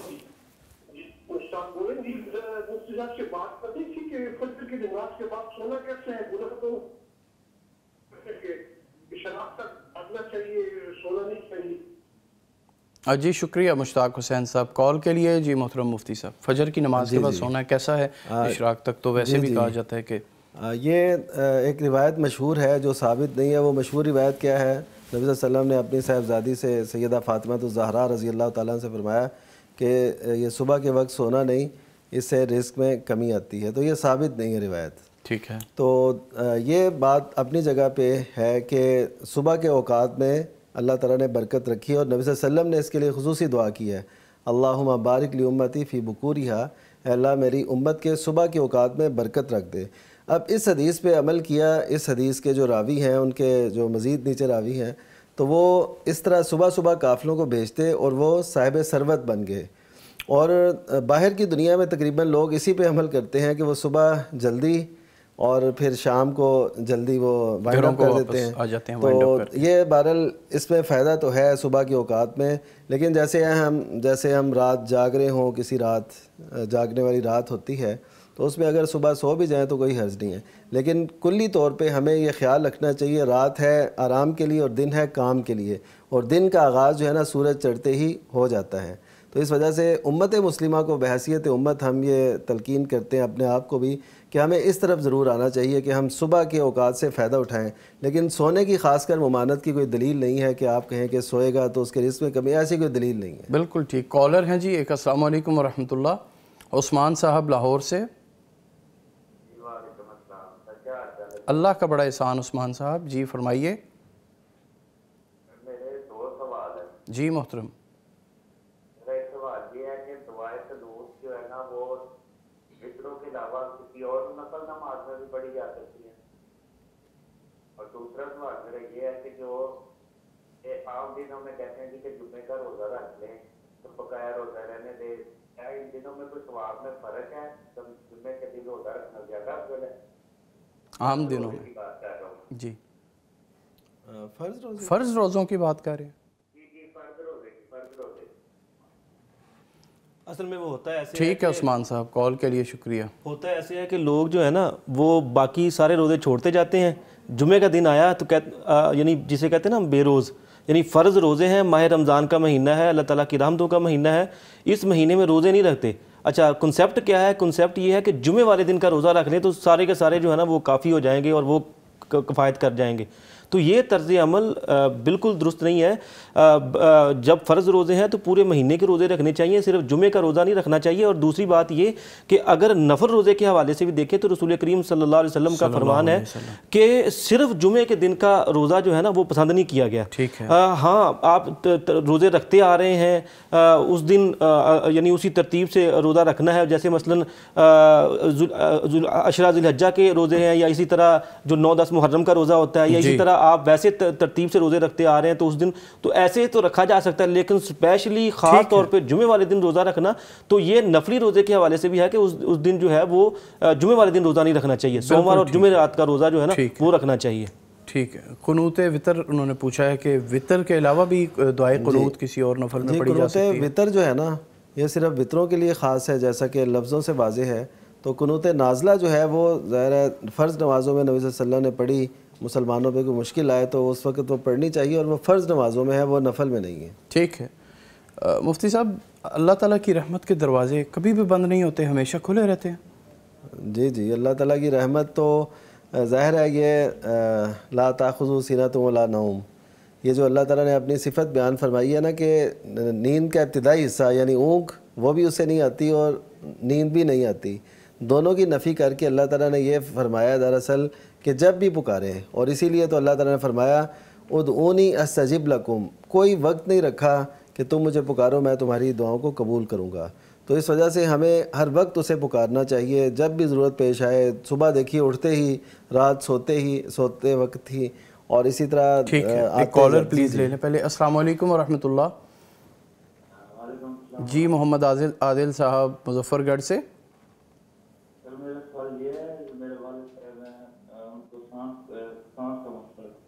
جی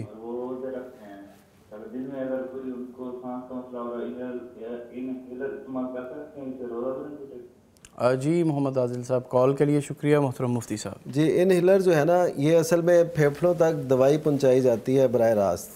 جی تو چونکہ یہ تقویت کا باعث نہیں ہے، نہ اس کا معدے سے تعلق ہے، حلق سے تو نیچے اترتی ہے دوا لیکن وہ جاتی پھیپھڑوں میں ہے. یہ ایک ایسا آلہ ہے جس کے ذریعے سے پھیپھڑوں میں دوائی پہنچائی جاتی ہے. تو اس سے روزے میں فرق نہیں پڑے گا کیونکہ معدے کو تقویت نہیں دے رہا. بالکل ٹھیک ہے، وہ کر سکتے ہیں. کالر ہیں جی، آپ گفتگو کر رہے تھے اللہ تعالیٰ کی رحمت کے حوالے سے. ہاں جی. تو رحمت جو ہے نا وہ ہمیں اس کی قدم قدم پہ ضرورت ہے. تو ہمیں یہ دعا کرنی چاہیے کہ یا اللہ ہمیں تیری رحمت چاہیے، یا حیو یا قیوم برحمتک استغیث. کہ اے زندہ اور اے قائم رہنے والے، قائم رکھنے والے، تیری رحمت کے ہم طلبگار ہیں۔ سبحان اللہ۔ کالر ہیں جی ایک، السلام علیکم ورحمۃ اللہ، انور صاحب خوشاب سے۔ السلام علیکم محترم انور صاحب خوشاب سے۔ وعلیکم السلام سر، سب سے پہلے آپ کی ٹیم، آپ کو اور آپ کی ٹیم کو سلام۔ وعلیکم السلام ورحمۃ اللہ وبرکاتہ۔ وعلیکم السلام۔ وعلیکم السلام سر، سوال یہ ہے کہ 7 راتوں میں کیا 1-2 گھنٹہ ہونا چاہیے یا نہیں؟ ٹھیک ہے دوسرا جی، سوال یہ ہے کیا 7 راتوں میں قبرستان جا کر عبادت کرنی چاہیے یا نہیں؟ ٹھیک ہے انور صاحب، شکریہ کال کے لیے۔ جی محترم مفتی صاحب۔ جی اگر انسان کو ضرورت ہو، جیسے نبی صلی اللہ علیہ وسلم نے فرمایا تم میں سے کوئی ایک عبادت کرے نشاط پر، یعنی پوری چستی پر، اس کی ذہن، اس کی سوچ فکر ساری وہ تازہ ہوں، تو اگر وہ ایسا نہیں ہے تو وہ آرام کرے اور پھر وہ اٹھے اور نماز پڑھے۔ ٹھیک ہے، تو یہ یعنی فرض نماز کے حوالے سے بھی نبی صلی اللہ علیہ وسلم نے یہ فرمایا، تو نوافل میں بالولا اس کا خیال رکھنا چاہیے۔ تو اگر آپ کو پتہ ہی نہیں چل رہا کہ آپ کیا کہہ رہے ہیں، کیا پڑھ رہے ہیں، آپ کی طبیعت چاہتی ہے تو آپ تھوڑا آرام کر کے دوبارہ پڑھ سکتے ہیں۔ باقی اگر ان کے ذہن میں یہ ہو کہ تہجد کے لیے سونا ضروری ہے تو ایسی بات نہیں ہے، یہ تو ان کا یہ مسئلہ ہے۔ تو باقی یہ ہے کہ یہ جیسے خوشاب سے یہ کال آئی تو میں نے کہا شاید خوشاب سے کوئی خوشخبری آئے گی۔ ہم اصل میں جس بات کی طرف اشارہ کر رہے ہیں نا، اور بلکہ اب اشارہ کہ ہم تو واضح طور پہ کہتے ہیں کہ جیسے لوگ فائدہ اٹھا رہے ہیں ہم سے، تو پیغام ٹی وی کو بھی جڑ جائیں ہر حوالے سے، ڈونیشنز کے حوالے سے، جذبات کے حوالے سے، دعاؤں کے حوالے سے۔ کالر ہیں جی ایک، السلام علیکم ورحمۃ اللہ، محمد آصف صاحب سندھ سے۔ جی محترم محمد آصف صاحب۔ السلام علیکم سر۔ وعلیکم السلام ورحمۃ اللہ، جی محترم فرمائیے گا۔ سر خیریت سے ہیں آپ؟ ٹھیک ٹھاک؟ اللہ کا بڑا احسان ہے محترم، اللہ آپ کو خوش رکھے۔ جی جناب۔ آپ کو مٹین بھی ہے، مٹین کی کام کرنے والا بنائے۔ میری ہر نماز کے بعد پیغام چینل کی یہ دعا ہے۔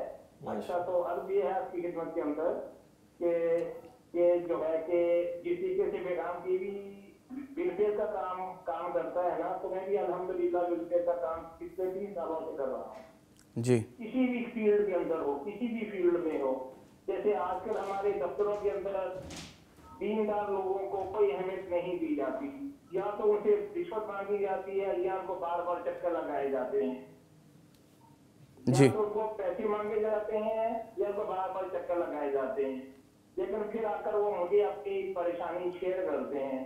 پھر میں 1-2 فون کر کے جیسے ابھی پرسوں کسی نے عمرے پر جانا تھا، پاسپورٹ نہیں مل رہا تھا، ان کو چکر لگا کے اس کو پاگل کر دیا بیچارے کو۔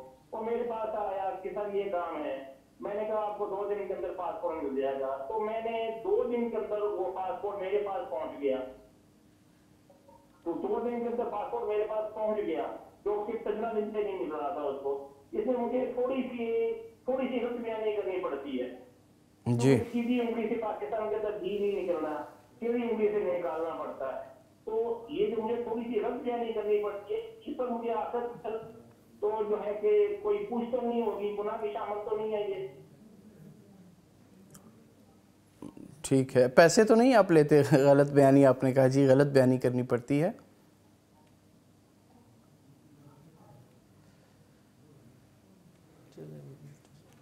جی کال ڈراپ ہو گئی، شکریہ کال کے لیے۔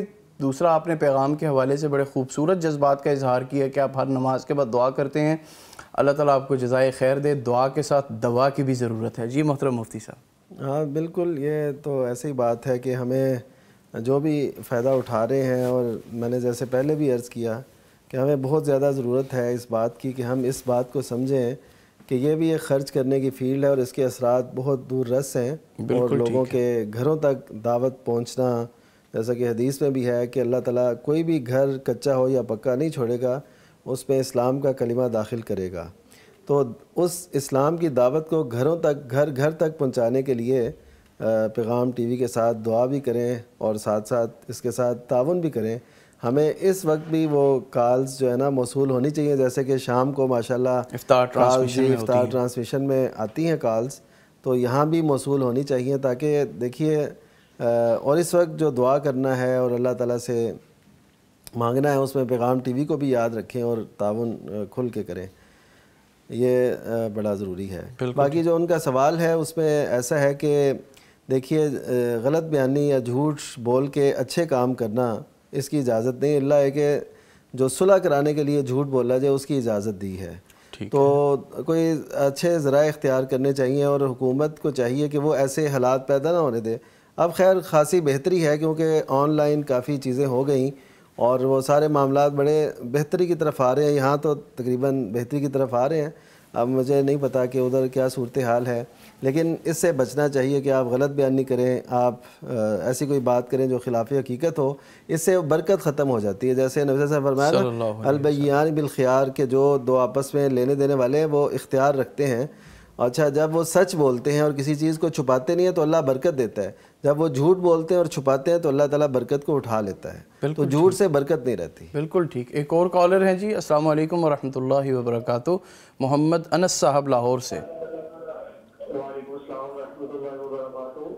جی محترم محمد انس صاحب، کال کا شکریہ، فرمائیے کیا سوال ہے آپ کا؟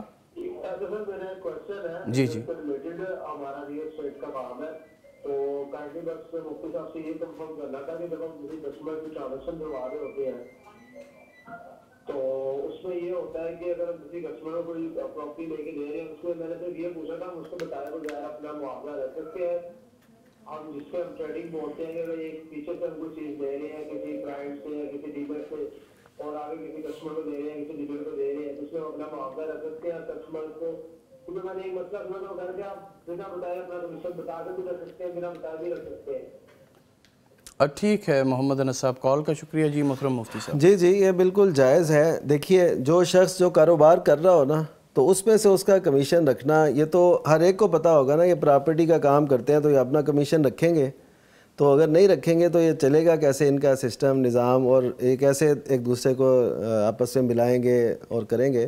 لیکن اتنا ہے کہ بعض اہل علم کا یہ کہنا ہے کہ دو طرف سے آپ کمیشن نہیں لے سکتے۔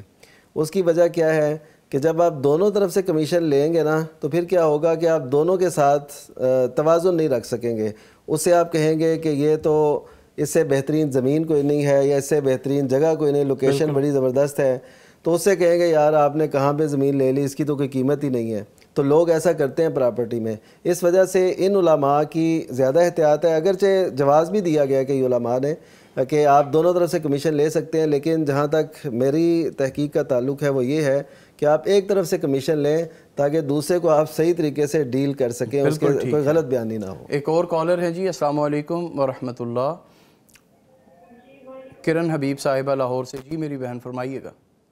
جی میں قرآن مجید کی فارسی علم ہوں، تو تفسیر کو سننا، لکھنا، مطلب ماشاءاللہ سے اس طرح سے قرآن مجید کے متعلق دل میں کافی باتیں آ جاتی ہیں جی، تو لیکن جب میں اپنے گھر والوں کی بات سنتی ہوں، ان کے معاملات دیکھتی ہوں اور ان کی فکریں دیکھتی ہوں اور ان کی جو پریشانی ہیں جس چیز سے ریلیٹڈ ہے وہ دیکھتی ہوں، تو وہ بالکل ہی مختلف ہوتی ہے نا، تو میں چاہتی ہوں کہ میں ان کو اس طرف مطلب ان کی جو توجہ ہے وہ اس طرف کروں کہ دنیا سے ہٹا کر آخرت کی طرف کروں اور جی ٹھیک، مطلب دعوت دوں اور اچھے طریقے سے دوں، مطلب بہت اچھے طریقے سے ان کو قبر کی طرف مطلب ان کی توجہ کروں، ان کو یاد دہانی دلاؤں اور بار بار دلاؤں۔ تو جی شکریہ میری بہن کال کے لیے۔ محترم مفتی صاحب 1 منٹ ہے ہمارے پاس، جواب دیجیے۔ بس ایسا ہے کہ دیکھیے جو بھی قرآن مجید کا طالب علم ہے یا اس کو آگے پڑھانا چاہتا ہے، پھیلانا چاہتا ہے، تو بس اس کا کام ہے کہ وہ حکمت سے بات کرتا رہے، کسی پہ اثر انداز ہو یا نہ ہو، اس کا کام ہے دعوت دینا۔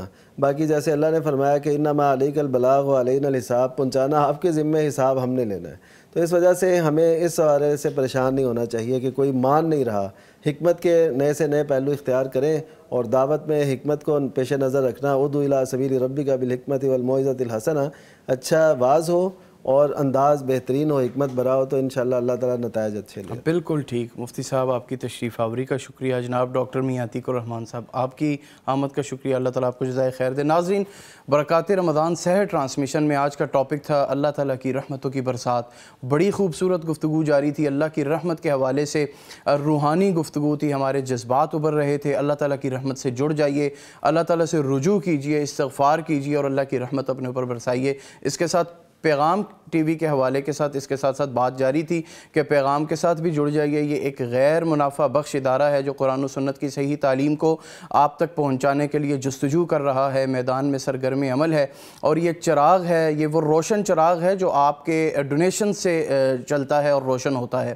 آپ لوگ پیغام کے ساتھ جڑیے, دعائیں آپ کرتے ہیں, سوالات آپ پوچھتے ہیں, کالز آپ کرتے ہیں, اب بڑی خوشی ہوتی ہے. اور افطار ٹرانسمیشن میں آپ تعاون بھی کرتے ہیں. اسی طرح سحر میں بھی ہمارے ساتھ جڑ جائیے اور تعاون کے لیے آگے بڑھیے. اللہ تعالیٰ آپ کی یہ تمام جہود پوری فرمائے اور اللہ تعالیٰ پوری امت مسلمہ کے اوپر اپنی رحمتوں کی برکھا برسائے. پروگرام کا وقت ختم ہوا چاہتا ہے, اجازت دیجیے. خوش رہیے, خوش رکھیے. اللہ حافظ و ناصر. مغفرت کا ہو گیا سامان پھر, در بدر کی خاک کتنی چھان لی, لوٹ آ رب کی طرف نادان پھر. رمضان